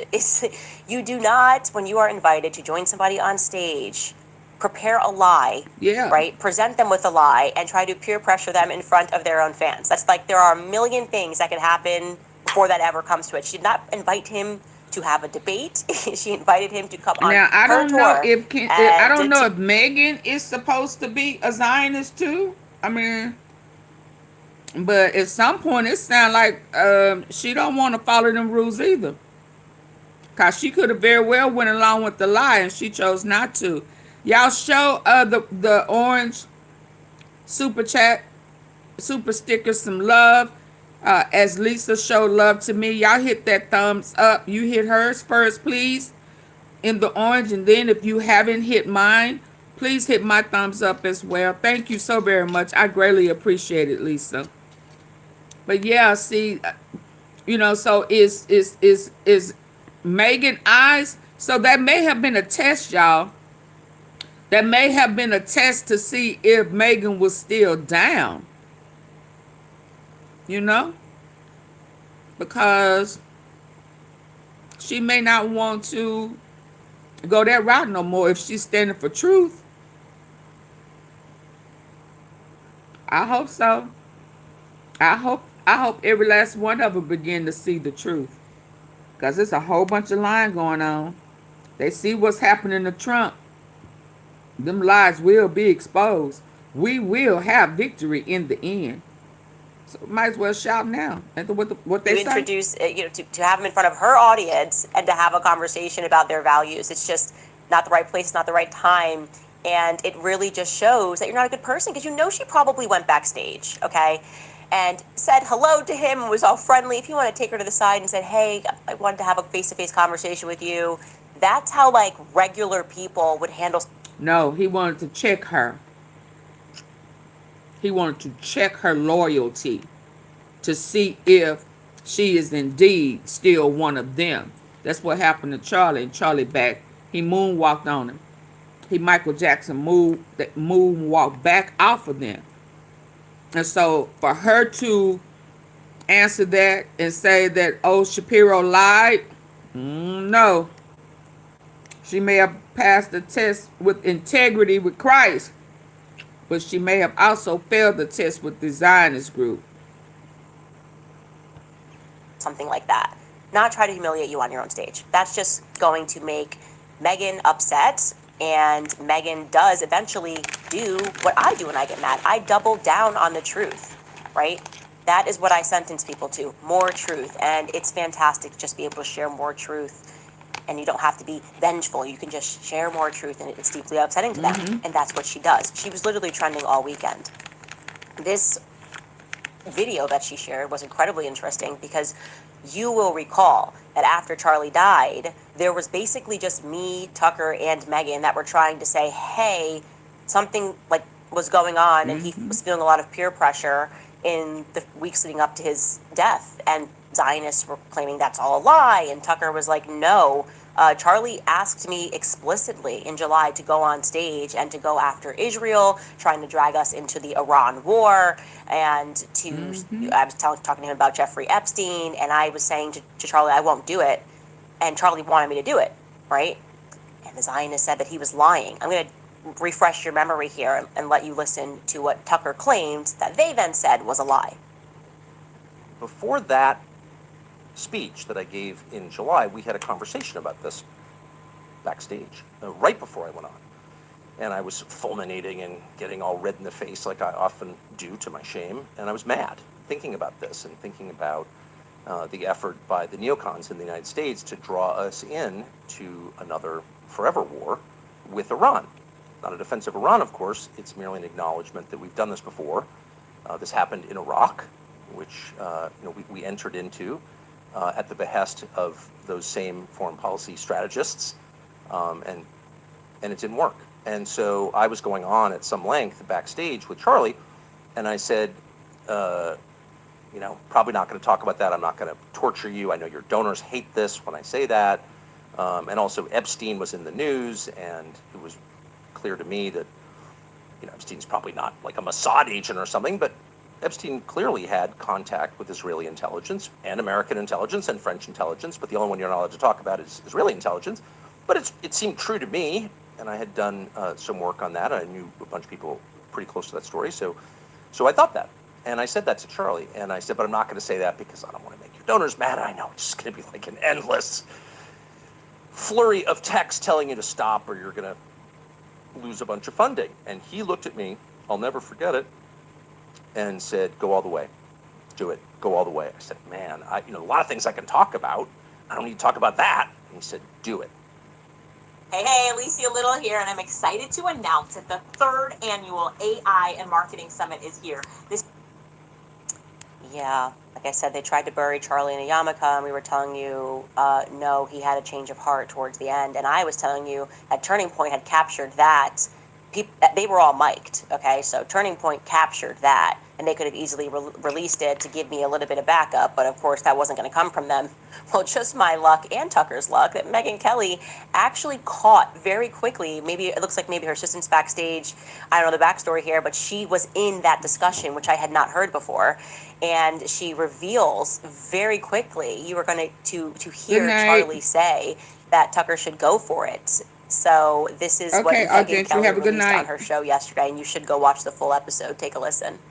I found a video of me, Tucker, and Charlie speaking backstage right before Tucker went out. Tucker and I were talking.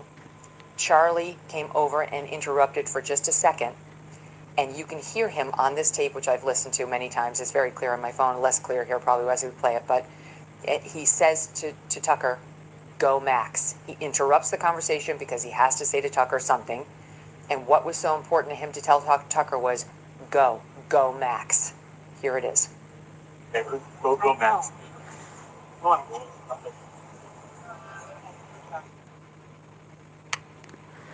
It's quick. It just happens to be on tape. And it backs up what Tucker said. Well, Charlie, we're going Max. It's quick. It just happens to be on tape. And it backs up what Tucker said. Because he has to say to Tucker something. And what was so important to him to tell Tucker was, go Max. Here it is. Go Max. Yeah, he said go Max. It's quick. It just happens to be on tape. And it backs up what Tucker said. Well, Charlie, we're going Max now, okay? Because Tucker told the truth. He had a conversation with Charlie about everything, and Charlie wanted him to go hard. Now Megan's adding to it. He even interrupted right before he hit the stage and said, go Max, because Charlie was done with these donors. He was done with them. He really was. And I can tell you another story about which donor was waiting for him once Tucker got off stage and yelled at Charlie. That was a female Jewish donor. Wow. And I will be outing her later because I don't care about anything right now. Anyways, point being is we were telling the truth. Him to go and Max. We have been facing so much peer pressure, so much nastiness for just trying to get out the true narrative about where Charlie's headspace was at before he died. And my favorite part of all of this now is watching them lose. The people. Wow, y'all catching that? So, Megan, wait a minute. Woo, now she bringing receipts. Ooh wee. Oh Lord. Now she's showing receipts of what Charlie was saying that they didn't have no idea he was saying.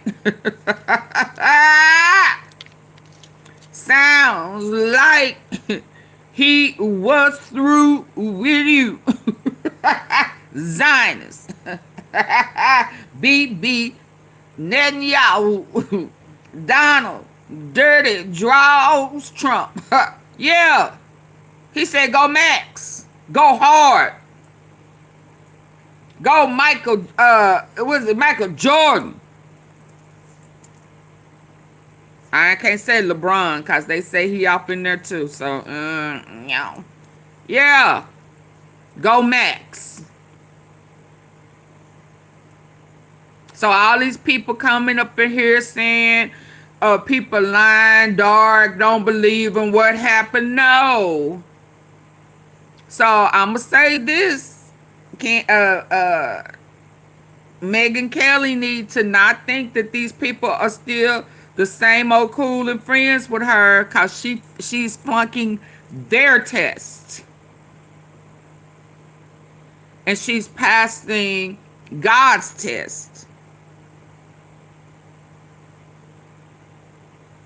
Because she's standing up for integrity and truth. So she may not have chose a side, but she chose a side. Because when you go opposite of them, you're choosing the right side. Because we saw their church, we saw their Bible. They get their rewards doing evil, lying, stealing, and unaliving. Lying. Let's go. Who tried with all of the money in the world to artificially direct the markets toward them after Charlie died are losing, okay? The people who sold t-shirts, who got on stage and said they were Charlie's favorite pastor, America's pastor, I'm gonna take over for Charlie, and people who use their connections, their wealth to get themselves almost invited to be a part of Charlie Kirk's legacy. People that didn't even support Charlie Kirk while he was alive. The people who rushed to lie about me and Charlie's relationship, as close as we were. You guys are losing. I want you to know that, because the market, turns out the market is smarter than you are. I go back to that Taylor Lorenz tweet early on. She's a hardcore lefty, yet in the immediate aftermath of Charlie's death, she said, it's wild that Candace is the only right-wing figure that I've seen posting in a way where she seems genuinely devastated to have lost Charlie as a friend. Absolutely. Why did she tweet that? Well, I have an answer for that now, Taylor, now that I'm seeing straight, because it's becoming very clear to me that Charlie was a product to everybody else. He was not a human being, he was a product that they felt that they had manufactured. That is my honest opinion, and I am entitled to that opinion. Okay? And not only did they think that they had manufactured him, they felt that he was now malfunctioning. He was malfunctioning. And we're not going to let this go. I can see that. We are not going to stop speaking about this topic, because I sense that we are He was a getting very machine. close, because they are very angry. And Ain't that what happens with that mind manipulation? AI, a real person, they can dictate your responses, and what you're going to say. But he was already malfunctioning to me before, and had never heard of him. I mean, for him to say he was a devout Christian and he had Christian values, he believed in the gospel of Jesus Christ, and then he'll flip over and start saying crazy, ungodly things. And he messed up when he said, he messed up a lot. But for a Christian, your ears should have perked up when you heard no empathy, and that it was man-made or made up.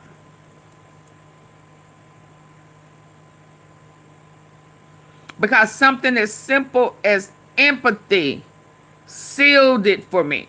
So yeah, he was already malfunctioning.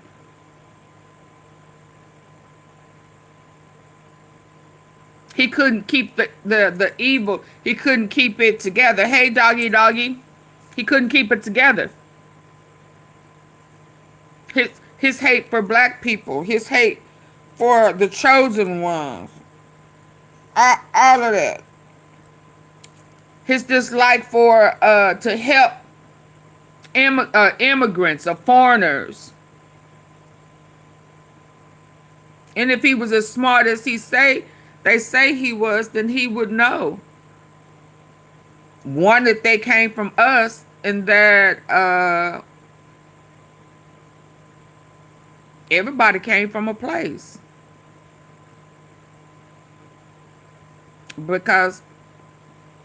the king of West Africa is who found the U.S. And we just so when we got here, we was foreigners. I mean, if we're gonna be technical, right? So I mean, I know typically we don't go that deep off into, but I'm just saying, if he is as smart as they say he is, to me, he was already beginning to malfunction because he was stuck in the middle of the Zionist and a Christian, and I don't know why did they have to attach themselves with Christians if they believe totally opposite of Christ? Just stay a Zionist.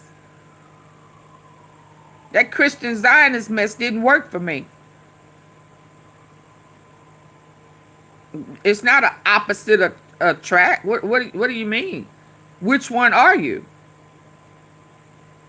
Yeah, so I believe he was already beginning to malfunction with what they had already tried to program in him. And they program with money, control narratives, manipulation of the true gospel. Yeah. The verifiable lies that we have thus far been told by Turning Point USA themselves, which apparently they're trying to say it's off limits. So now you can't call out all these lies that Turning Point USA has told you. This is what they're trying to struggle session us into because Erica Kirk is now the CEO, so they're off limits. So they're allowed to lie. No, that's ridiculous. We will not be following that. Here's our list. Now hold on, Candace. Now remember, she was a Trump before she was a Kirk. I mean, well, not literally a Trump, but her manipulation, her seed, her Trump seed was there before she became a Kirk. And it looked like there's a great possibility that she was sent to be a plant into Charlie and to find his weakness. That's what the other little spy said, that she was trained at 6 to be a spy, to make a man fall in love with her and to find his weakness for the CIA and intelligence. And her daddy has worked for Trump for years. Stay woke, precious. That's all I'm going to say. Stay woke, everybody. By Turning Point USA themselves, which apparently they're trying to say it's off limits. So now you can't call out all these lies that Turning Point USA has told you. This is what they're trying to struggle session. Now, her daddy better not be in them files, baby. Ooh, because... Baby, you talk about the dirt. Now, if that daddy of hers, or mama, and I don't remember what her last name was before she got married, it will come out. Now, if Erica Kirk's parents, who worked for the Trump, and I think one worked for the CIA or intelligence, something like that. Remember, you heard that possibility here first. And I say that because after she won that Trump pageant, she started that Something for Angels nonprofit that wind up being shut down for human trafficking.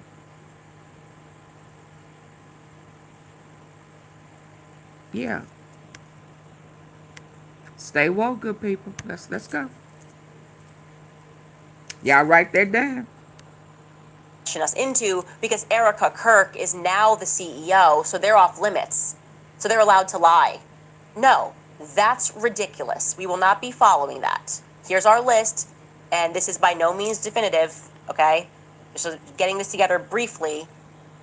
They told us these lies. The amazing, heroic, magnificent Mikey McCoy had blood all over him. That's a lie, told by Pastor Rob McCoy. Yep. Charlie was a committed evangelical who only liked Catholic architecture. That's a lie. That's a lie. Told and reinforced by Alex Clark and Andrew Colvett. Lie number 3 is that Charlie's neck stopped a 30-06 bullet because Charlie ate salad, he had strong bones, it was a modern-day Christian miracle. That's a lie. The offender is Andrew Colvett. Another lie. Charlie never blinked in his support for Israel. That's Offender a lie. Josh Hammer, Bibi Netanyahu, insert Zionist here, many Zionist, Christian Zionist influencers as well. That turned out to be a big lie, an unnecessary lie. Lie number 5, the magnificent Mikey McCoy called his dad first. That's a lie. Rob McCoy told that lie. Number 6 is Terrell, the AV guy, was told to remove the cameras by police. That's not true. I have every second of his moves. That offender would be Tyler Boyer, okay? He lied. Number 7, Terrell moved the SD cards because people were stealing hats. That's a Question lie. mark, Andrew Colvett, what if you were scared about people stealing? Maybe remove the cameras? The very expensive cameras? Well, wouldn't the would be cameras thing catch it? that they would steal. Catch What are they them going to do with stealing? your SD card? They're going to resell that? Like, that doesn't make sense. Those are pretty cheap, right? Lie number 8, Ben Shapiro and Charlie Kirk never had any bad blood between them. The offender there was Alex Clark. And Ben Shapiro was on her show, and I don't know why she tried that little bit of propaganda when she knew that wasn't factually true. 9, Charlie established Doge, and that wasn't unusual. Turning Point financially audits the company every year since its inception. Lie. Doge was entirely different from the apparatus of financially auditing yourself, which is recommended and actually in some states required for a company that size. That's 501c3. And 10, like I said, this is by no means a definitive list. Mikey McCoy was a hero that day. Now, you could say that's subjective, but I feel like that, like, objectively, to be a hero, you can't just make quick phone calls. I don't know. You can't not check on your friends. So that is not a I'm gonna hero. put that on our list of lies. A hero to who? Now we're going to learn some more things that are interesting and compelling. Now remember, there was that mass panic about me telling the truth about how long it takes for campus events to come together, the schedule, how long, how early they will start promoting for people to buy tickets. I was on tour every single semester, okay, up until June of 2024, okay? And they were mass panicking about this. They were all coming out of the gates. Ali Stuckey debunking. It was like totally bizarre, as if I didn't work for Turning Point and go on these tours with Charlie. And when people start panicking in that way, they're just alarms. Okay, you have to think of these people as alarms, and you should understand that you're getting close to something. And what I've learned has been pretty incredible. So going back to our timeline, I will remind you, it was July 18th. According to the local Utah News, they found this out. It was July 8th. Can I get y'all to double tap the face of your screen? Hit the 3 dots at the top if you're on your computer. And get the likes up for me. She's about to go in. I need the likes up. I need about 25 people. Just 25 out of the 200, almost 300 people. It was 300 and something. Just double tap it real quick if you're on your phone listening in. Just like that. It's free. It don't cost nothing.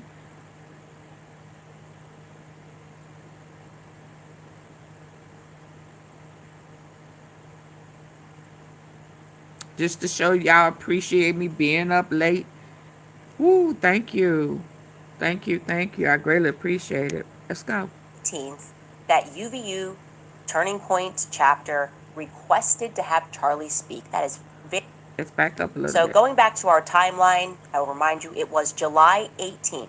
According to the local Utah News, they found this out. It was July 18th that UVU Turning Point chapter requested to have Charlie speak. That is very late in the day for a request. They're usually backed up entire semesters.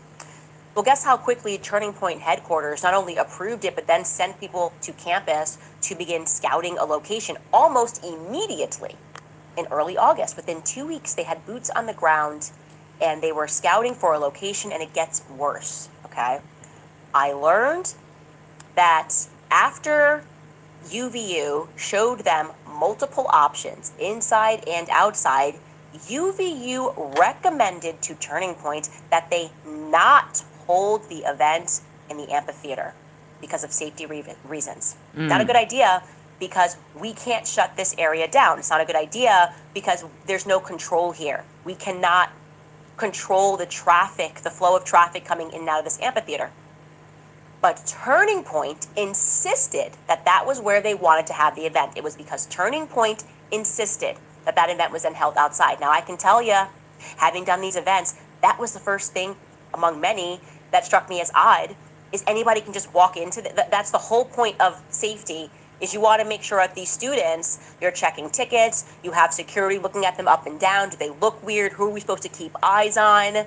This guy's weird. Let's watch this guy because he's mumbling to himself. The whole point of that, the reason why you feel safe going to a Turning Point event, is because not everybody can just walk up and sit down when they want to, okay? You want to look people in the eye. Suddenly, that didn't matter to them. Turning Point insisted on having the event outside, despite UVU saying they communicated to them, they did not think the outside was the best idea because of safety reasons. So my question now is, which specific Turning Point employees went down and picked that venue outside? I want to know. In fact, I need to know, and I will know, right? If you know, send me a tip, but we're going to find out, okay? What's the events department looking like that does that? I know, by the way, that Mikey McCoy's wife. And ask them when they're able to respond. Ask them how many events since he has been assassinated has been outside. Is that the one and only before and after? Please say that there have been a few since then outside. Let's go. Is one of the events directors. Now, I'm not saying that she does campus events because there's different departments. She might do the bigger events.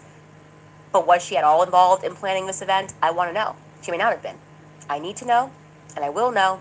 And if you would like us to find out quicker because you have that information, please send us an email to moretips@CandaceOwens.com. Who were the Turning Point employees that were the boots on the ground that scouted that event and that location and insist. Now, remember, y'all, that they said the guy who, a couple of people have said that that was the first time. It was odd. A lot of things changed. A lot of procedures changed for this event. As well as, like, the security changed.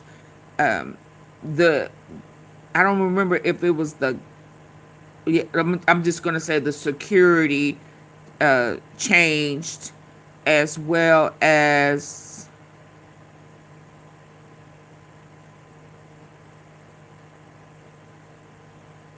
the procedure for the camera. When that guy took it down, he said that it was a few things, and then it went off into Patel had fired all of the FBI people in their Utah location, the seasoned people, the doctor had been replaced. It was just a lot of new procedures and new movement that went on around this outside event.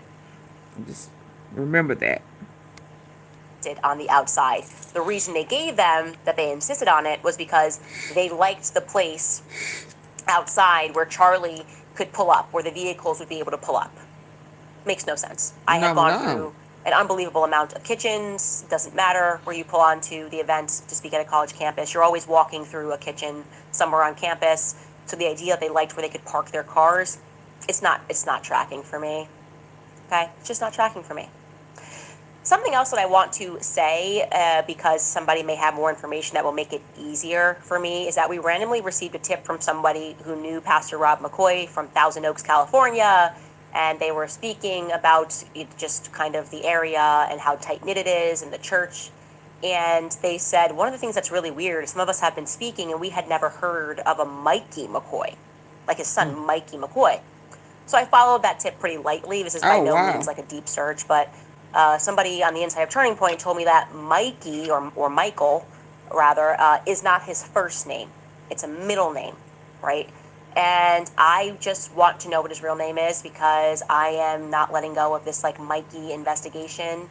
Something just feels off to me. Rob and Mikey, something ain't right. It's not tracking. So if you have that information, please email moretips@CandaceOwens.com. Now, to my Turning Point USA people, I would like to give a special shout out to Dylan Erickson and Austin Erickson, the bros that work at TPUSA. I want you both to know that I am on to you. I have known every word that you have said about me, okay? And I have been investigating you guys for 2 months straight.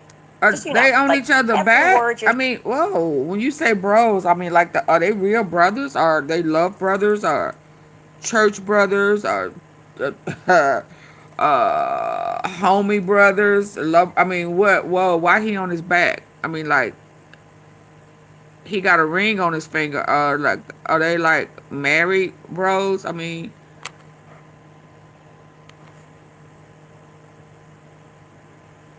why is he on his back? I mean, like, why he on his ass like that? I mean, like, do homies do this? I mean, do homies do this? She called them bros. It's like, whoa, what is this? Wait, what?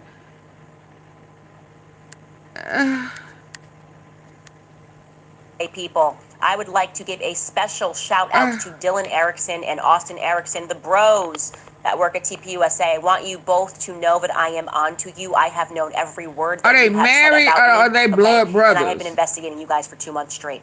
Just so you know, like, every word you're saying, I'm tracking, okay? Just wanted to do a live shout out to you guys because you're a major piece of this puzzle that I'm trying to put together. I'm aware of why Refi, the major sponsor behind Charlie, and Dylan, your involvement, Austin, your involvement with bringing that sponsor on. Things got a little different once they were brought on. Demands got interesting. You are on my radar. You've been on my radar since you were involved in creating the lie, the alibi lie for the Hamptons retreat with Seth Dillon. You lied, okay? Seth Dillon did press Charlie. Charlie himself described the Hamptons event as an intervention. And you felt the need to insert yourself in to lie. And there has to be a reason why, right? You don't have to lie. You don't have to lie, Craig. So I just want you guys to know that I'm on this puzzle that I'm trying to put together. I'm aware of why Refi, the major sponsor behind Charlie, and Dylan, your involvement, Austin, your involvement with bringing that sponsor on. Things got a little different once they were brought on. Demands got interesting. You are on my radar. You've been on my radar since you were involved in creating the lie, the alibi lie for the Hamptons retreat with Seth Dillon. You lied, okay? Seth Dillon did press Charlie. Charlie himself described the Hamptons event as an intervention. And you felt the need to insert yourself in to lie. And there has to be a reason why. Well, they lying about a lot of stuff. Let's be, they do. Hear the truth. Listen, So I just want you guys to know Candace, boo-boo, they've been lying about a lot of stuff. Let's be clear. Yeah, they have been lying and covering up a lot, you know. I'm not buying the bro. I mean, like, play brothers, adopted brother, you know. Yeah, no. To you. And I don't know, because it felt like maybe you were just like, oh, in the closet. And like, I got a whole file. Yeah. We're gonna get there. We're gonna get to everybody. That's anyway, to the Turning Point employees, also, I want you to be aware and very careful, because I know a lot of you guys are leaking to different people. Be careful leaking emails, okay? You can leak the content of the emails, but do not leak the actual emails themselves, because we've had some tech people alert us that they were running something through softwares, and it looks like Turning Point has implemented a software to track your email verbiage. Essentially, they can make it so like everybody's email, one word is different. So if that email ever hits the public, the actual picture of the email, they will know exactly which employee it came from. So leak the information, do not leak the actual email, or if you do leak the email, tell the people not to share the email, okay? I wish they put the same energy behind finding out who killed Charlie Kirk. Am I crazy? I'm crazy. I was like, they don't want people speaking about what's happening at the company that's supposed to be a charity interested in free speech and faith, and they're worried about what information getting out exactly. And who's you guys talking? Are concerned about? Yeah. I don't know. It's not making sense to me. It is kind of making sense to me, if I'm being honest, but who's telling the truth? Who's exposing the lie? Continue to paint this picture of the corruption of faith, right? TPUSA faith has got my attention. I learned that there was another pastor who's close with Charlie. We've received some emails about him, who had a family member who was present that day. And don't go away because it's about to get interesting. We'll be right back. Oh, it's already all right, you guys. Now I've been speaking a lot about Riverbend Ranch because I love their steaks. Black money back guarantee. Right now you'll get 20% off your first order at paleovalley.com. Hear from you because I'm having some trouble tracking these people. It's like they just materialize. And by the way, since we're going max, if you went to high school, there's promo code Candace at checkout. To get real specific, by the way, since we're going max, if you went to high school with Mikey McCoy, Dylan Erickson, or Austin Erickson, I would like to hear from you because I'm having some trouble tracking these people. It's like they just materialize, and I have just some interesting leads. So if you went to high school with these individuals, I'd like to hear from you because these people didn't, to my knowledge, Mikey did not go to college, and yet he's a chief of staff. He's 23. He's super young. There's some stuff I need to be able to track, and I'm having difficulty tracking that. So thank you. More tips at CandaceOwens.com. Beyond that, I would like to follow up with you guys on something that we left open-ended. I'm also going to put together a list of things that are open-ended. It may appear open-ended, but I'm tracking down everything on the side. I am very organized in the background here. And it was regarding why Charlie had a medical file at Utah Valley Hospital, despite the fact that he went to Timpanogos, right? I think you guys have emailed me and said that I'm pronouncing that wrong. I'm just going to rock with Timpanogos. Now, we had wondered if perhaps the two hospitals shared information because that's a plausibility if you're using the same tech or maybe you're within the same healthcare system. We can now confirm that those two hospitals do not. They do not share information. Timpanogos Hospital is owned by HCA, which uses a charting system called VDI. Utah Valley Hospital is owned by IHC, and they run on a system called Epic, which many of you guys emailed me about. You're like, I recognize the system, it's Epic. They had recently implemented Epic. They are not interlinked. Yeah, put out questions on a super chat or super if a patient sticker. has never been to Timpanogos Hospital, but they have been to Utah Valley, their info would not come up at all in Timpanogos' system.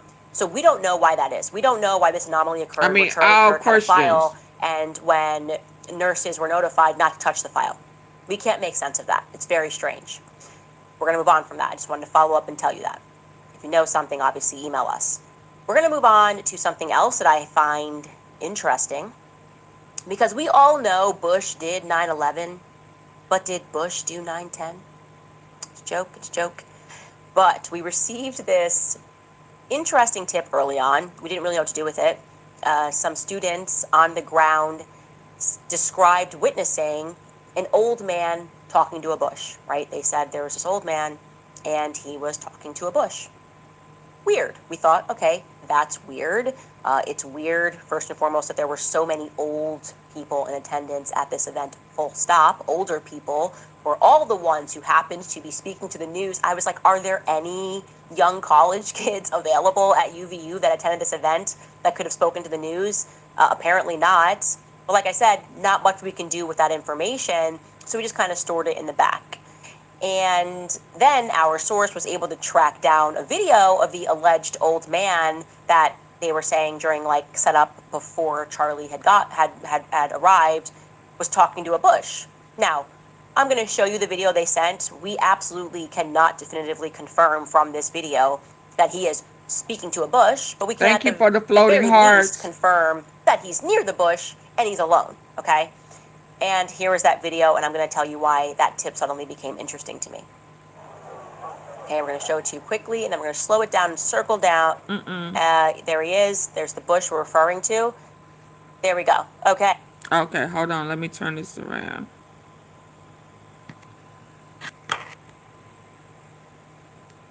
Oh. Okay, so that's the video that we received, and it is interesting because it turned out that that old man is the brother of Pastor Jack You didn't Hibbs. see it? Speaking about these pastors, man is the brother that video, and I'm going to tell you why that tip suddenly became interesting to me. Okay, we're going to show it to you quickly, and then we're going to slow it down and circle down. There he is. There's the bush we're referring to. There we go. Okay, so that's the video that we received, and it is interesting because it turned out that that old man is the brother of Pastor Jack Hibbs. We've been speaking about these pastors, man. These pastors. Pastor Hibbs, great friend of Charlie Kirk, also another leader of a Calvary chapel, just like our boy McCoy. Pastor McCoy, Calvary Chapel churches in California. Well, yeah, Pastor Jack Hibbs leads one. Butch Hibbs is also his brother, who's involved in a Calvary Chapel church in Utah. And later, what's interesting is he's behind Charlie when he gets out of the car. I've never heard of a Kim Clements guy. He's with the amazing Mikey McCoy, and you can see that I've never heard that. Crazy old man, as described by us, is actually he's here with Charlie. And Frank Turek confirms that that pastor, that Butch Hibbs is Pastor Jack Hibbs's brother. Of Pastor Jack Hibbs. We've been speaking about these pastors, man. These pastors. Pastor Hibbs, great friend of Charlie Kirk, also another leader of a Calvary chapel, just like our boy McCoy. Pastor McCoy, Calvary Chapel churches in California. Well, yeah, Pastor Jack Hibbs leads one. Butch Hibbs is also his brother, who's involved in a Calvary Chapel church in Utah. And later, what's interesting is he's behind Charlie when he gets out of the car. Like, Charlie comes out of his car, arrives for the event. He's with the amazing Mikey McCoy, and you can see. So there go Mikey McCoy, Charlie. There go that security guy again. And this is the man who's looking in the bush.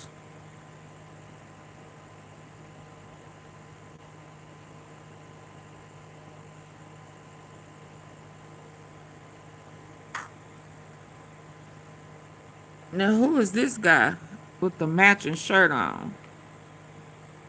But there go that security guy. Wow, the devil is having a heyday trying to get our eyes off God. No, it's exposing the devil. I don't think it's getting our eyes off of God. I think it's exposing the devil's work. And the devil had a plan that God destroyed.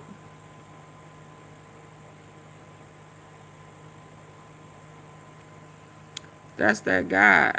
I saw another picture that showed the angle of the gun. What time is it? Okay. Interesting.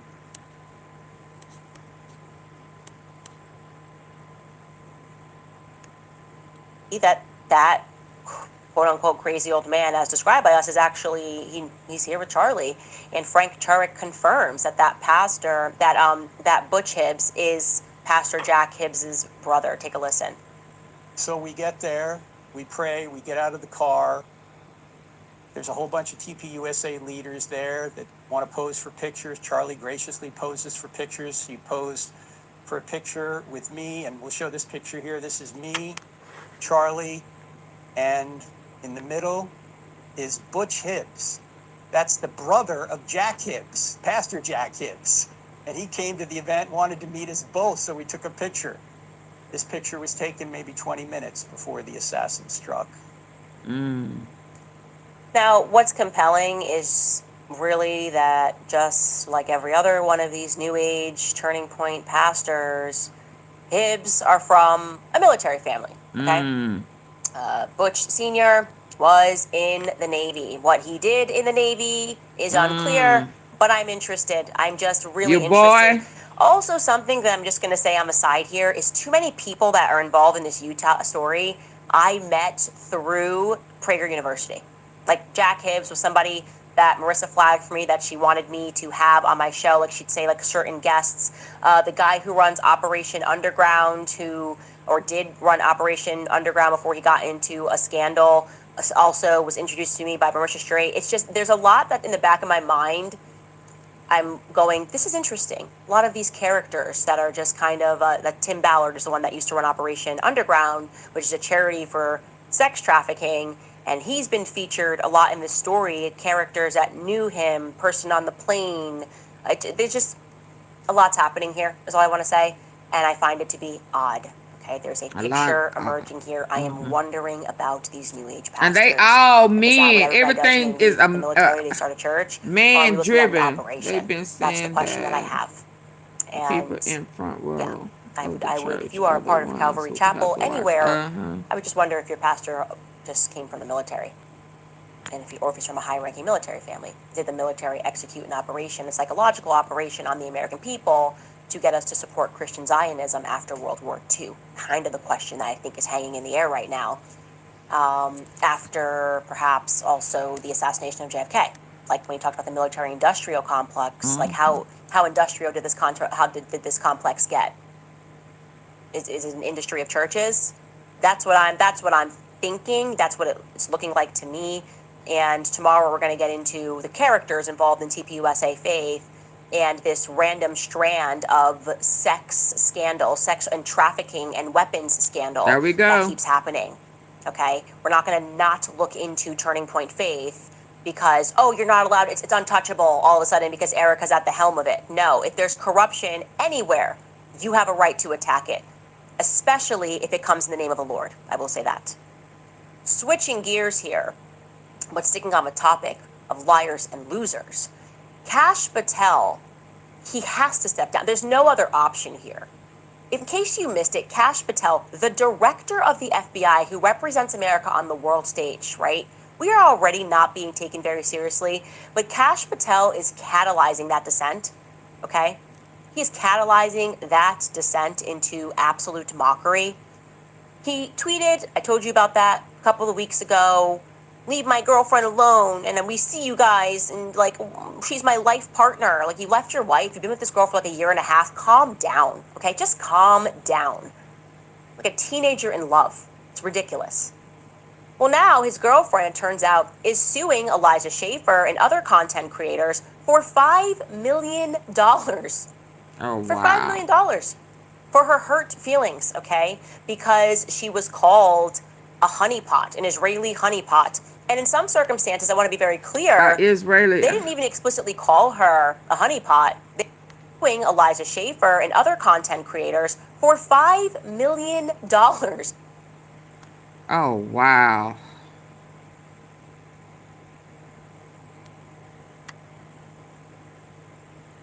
Another money grab.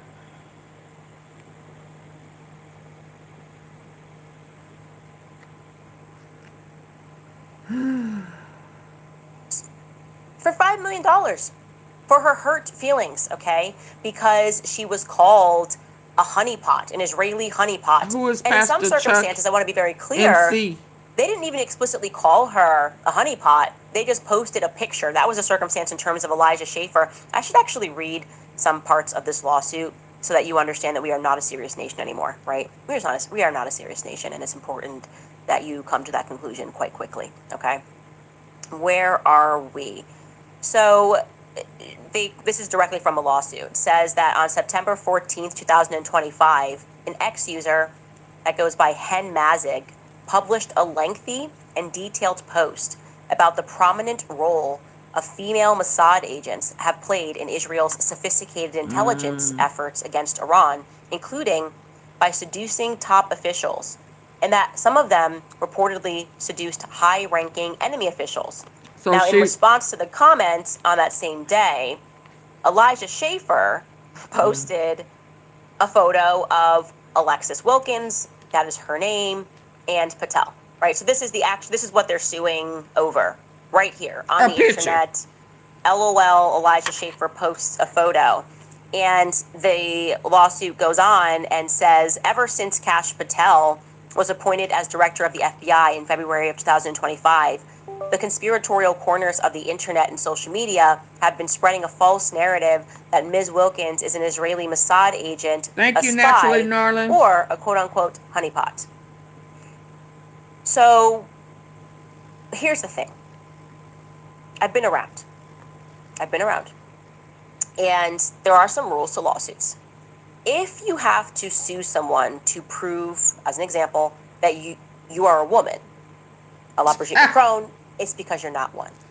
Right. If you have to sue someone to prove that your relationship is really authentic and real and like love from the heavens, it probably isn't one.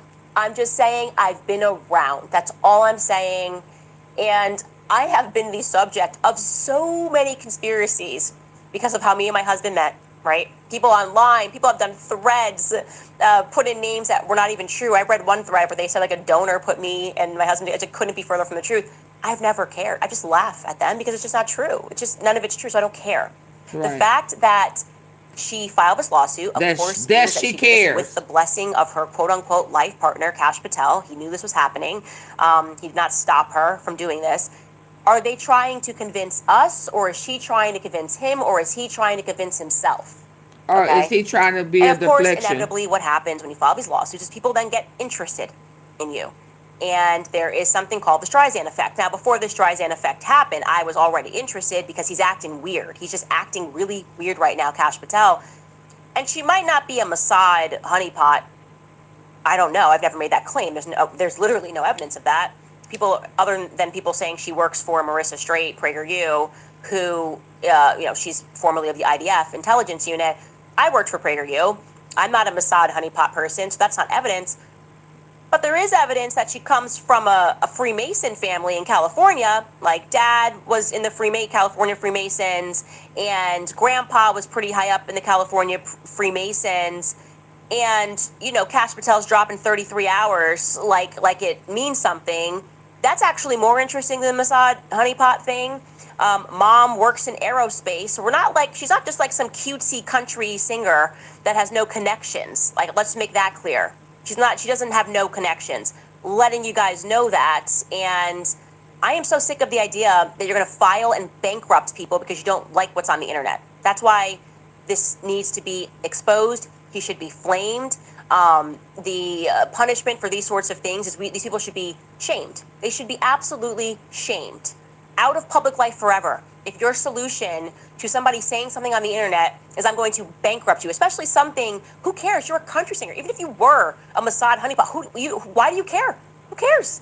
Like, if you do not know how to deal with the internet, get off of it. Just get off of it. It is optional. You are not required to be on X to make videos for PragerU. You are not required to be on X to sing the national anthem for Turning Point USA. Get off of the internet if you do not have it within you the courage to withstand Elijah Schaffer making a joke, okay? All of these people have said things about me. I have been mocked for everything from the color of my skin to who I work for to, you name it. There's a joke out there that's said about me, okay? Or not even a joke, people just being insulting. I wake up, I'm called the N-word. Big deal. The internet is optional, Alexis Wilkins. It's optional, Kash Patel. This lawsuit is pathetic. You should be forced to step aside, but, Candace, Precious, when you wake up and they're calling you the N-word, respond to them. Tell them AunTeaFee told me to tell you that you came from us. So if I am the N-word, then guess what that makes you? Yeah. I think we need to start reminding them, boo, you came from us. So you are a product from us. Your environment, your lineage. Yeah. So if I'm an N-word, then you are one too. Absolutely. We are in this thing together. Don't be mad because we are chosen. We are the chosen ends. Y'all just the end. Okay. I think that it is important that we start reminding these people who are racist that they come from us and we do not come from them. So what you say about us, you are really saying about yourself. Yeah, you came from me. I ain't come from you. Yeah. You need to remind them. It's probably not going to happen because a lot of things that are going on in this administration have been embarrassing. And yeah, we're hunting down kids on college campuses that offend Jewish people. So like, I guess we're going to remind them that whitewash shit ain't real, boo. You black. You are black. You just went to a climate as they kept moving. They went to climates that were not sun-based. Yeah. Yeah. You came from us. We didn't come from you. There's no way you can get your color from black or brown, baby, or bronze. Yeah, so you better check them ends, boo-boo. I would start hurting their feelings. Moving on. Absolutely. You stay out the sun long enough, hell, we all be bright. Hello. Yeah, we need to start reminding them. Yeah, see, this is what happens when people start erasing. You have so much jealousy and hate in your heart that you can't fathom how these dark-skinned people are coming over here to America with gold. They came dripping in gold down. Yeah, with crowns and shit on their head. Yeah, with stones, precious stones. Wait, what? How can I get some of that? Yeah, it was just too much for your jealous heart to bear. So then you started whitewashing. Yeah, get some of that sand, salt water to try to scrub darkness and shit off of you. Yeah, but now y'all can't keep y'all asses out of the suntan, the bathing, whatever that stuff is that they be doing to make their asses look orange. Came through dripping. Purple flower. Dripping, flossing on their ass. You know what I'm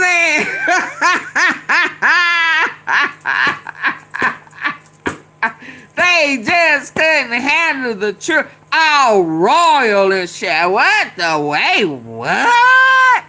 Boat all polished up. You know. Yeah. Yeah, I got a little sun. I got a little wax on the boat and shit. You know how brother do.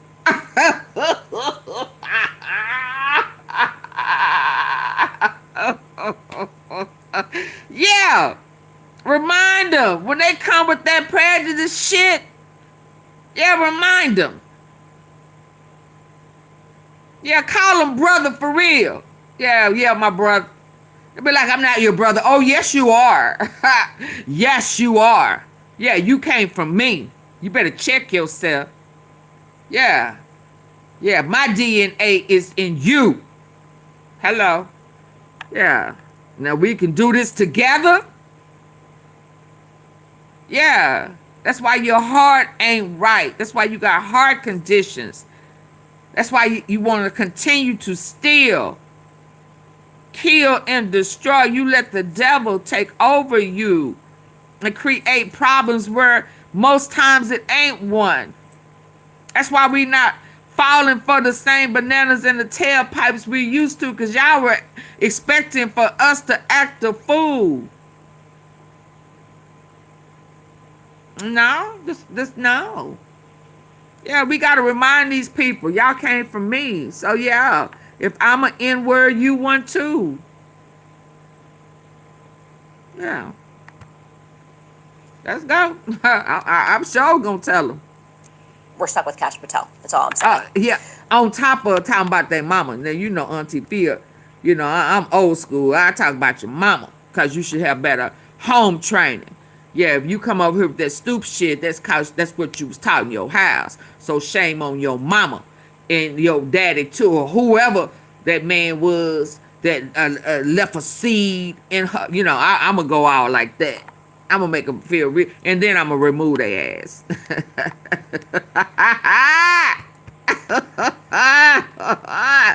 Yeah, I'm quick to talk about your mama. Because I know that hurt.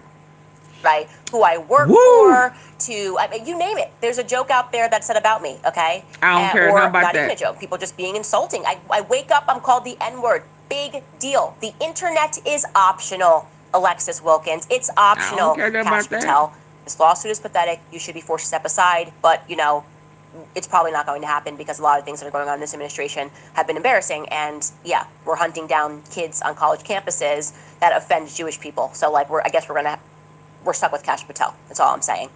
Anyways, let's take a quick break before I get to some of your comments. There is a reason that I am proud to say that absolutely nothing to find out how much you could be saving. The holidays are going to be here before we know what happens. Okay, reading the top comment from our last episode, Nick Junes wrote, as a registered Democrat, I think who killed Charlie Kirk is one of the most important questions of our time. I want to know who killed Charlie Kirk and what's in the Epstein files. I think the same people are behind all of the greatest problems in the last 100 years. It's the source of all the corruption. They smell like dogs when they get wet. Our own country. Candace is absolutely doing the Lord's work, and I'm not even very religious. I could not agree more with you. It's actually the most important thing. That's why I said I'm not even voting until I saw this, because it is the undoing of everything. It's like we've just just been veils, and we just had not realized that we're now piercing through and we're realizing that these monsters rule over us. Also, I see somebody in the live chat on YouTube wrote, it looks like Mikey McCoy went to Oaks Christian in Thousand Oaks. That is correct, and the part that you're missing is that Rob McCoy ran that school. He ran Little Oaks. It's like a boarding school, Little Oaks. I found that out. I guess Rob McCoy, he's actually even more amazing. He's had so many hats. Calvary Chapel outright purchased, for whatever reason, the Christian Academy in 2009, I believe it was. I saw an article about it because the teachers were suing Rob because he fired them, and then Rob was suing them saying, well, I fired you because you weren't Christian enough and you didn't come to church on Sundays. It was this whole thing, and he filed in federal court, and the lawsuit didn't go through. I mean, he didn't win the lawsuit. I don't know who won the lawsuit. I didn't really get that far into it. But yeah, I'm interested in his interest in this Christian school. Anyway, and like I said, I want to know who went to school with Mikey and the Erickson brothers. Other comments, we have Angie, we need Go Max merch. Team Candace for life. Honestly, that's actually a great idea because we are going Max now. We are going Max. I love that. I love this Go Max. It's such a Charlie thing to say.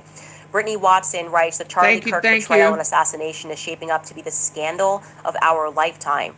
And you are leading the charge of investigating and question asking.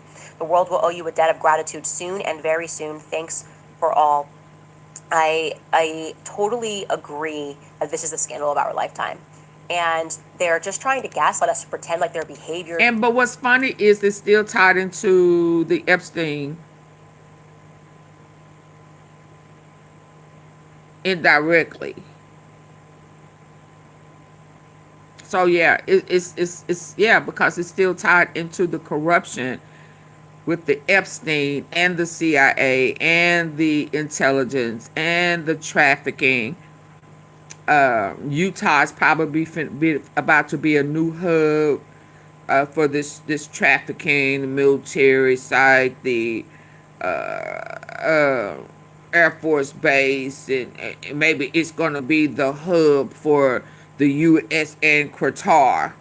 I don't know. I mean, it's already one in Israel. Hell, that's where the PDF filers that running from the law over here are going now, but it's probably Qatar. He probably made a new deal with Qatar, was trying to make one with Venezuela, and when Venezuela got that guy, I can't think of his name, that now they trying to send him to Liberia, and didn't have his back, didn't have Trump's back when they said send him back.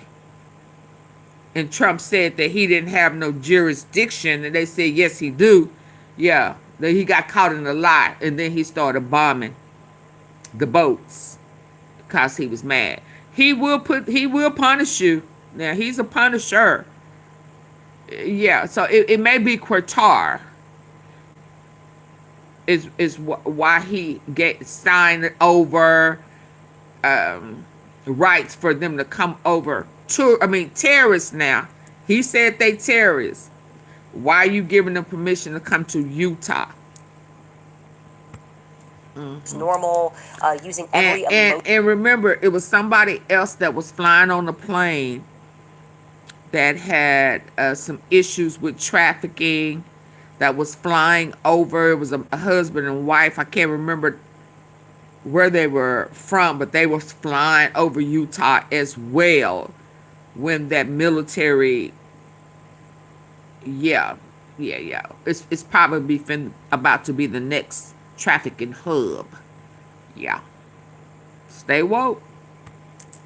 Emotionally manipulative tactic to make us not look further. Like, oh, what about these people? They're hurting, they're grieving. Keep the same effing energy you had when you were like, let's move on, let's raise money. Like, stop acting like you were so aggrieved. Like, if you can just move on and say, like, I'm going to be the new person, I'm going to do speeches, I'm going to carry on, and I'm speaking obviously here about Rob McCoy and Mikey McCoy, that you don't get to flip and go, oh, these people are too aggrieved. It doesn't work for me, okay? It doesn't work for me. I feel like Taylor Lorenz, like, once I came back from Wyoming, I then started paying attention to everyone's behavior, and I was like, why do I feel like I was the only one grieving? Like, what's up with the Turning Point employees, hey?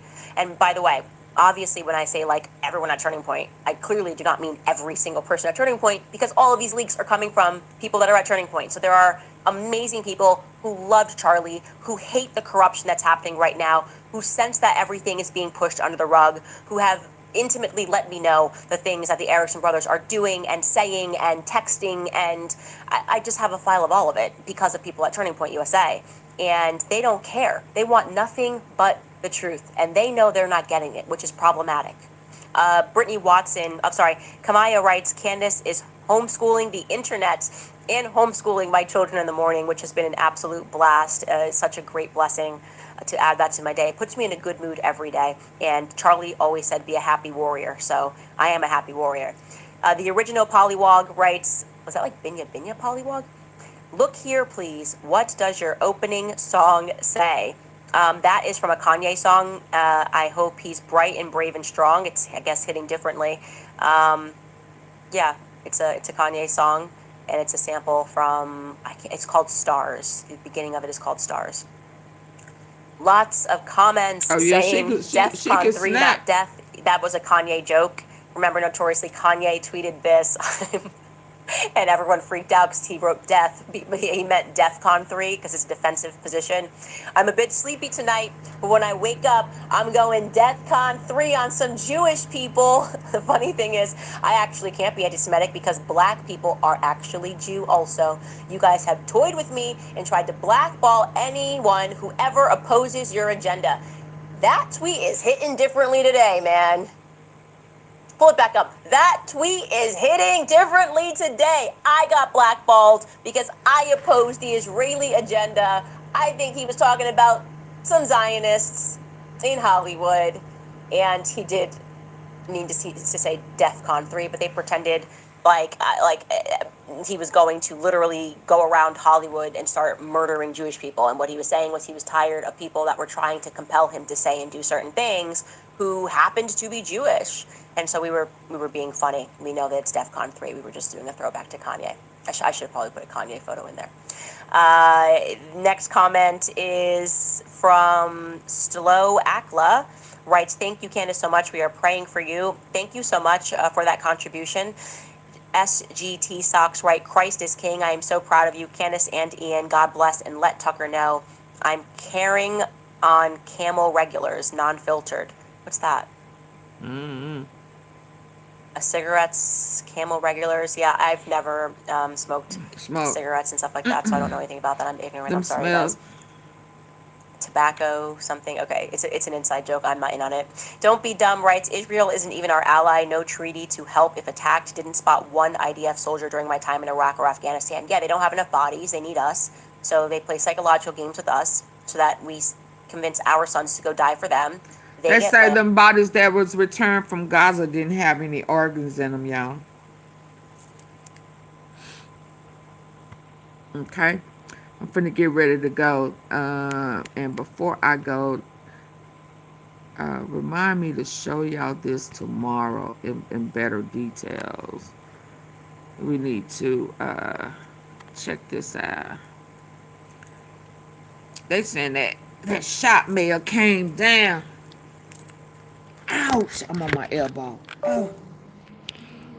They saying that shot may have came from an angle downward. She got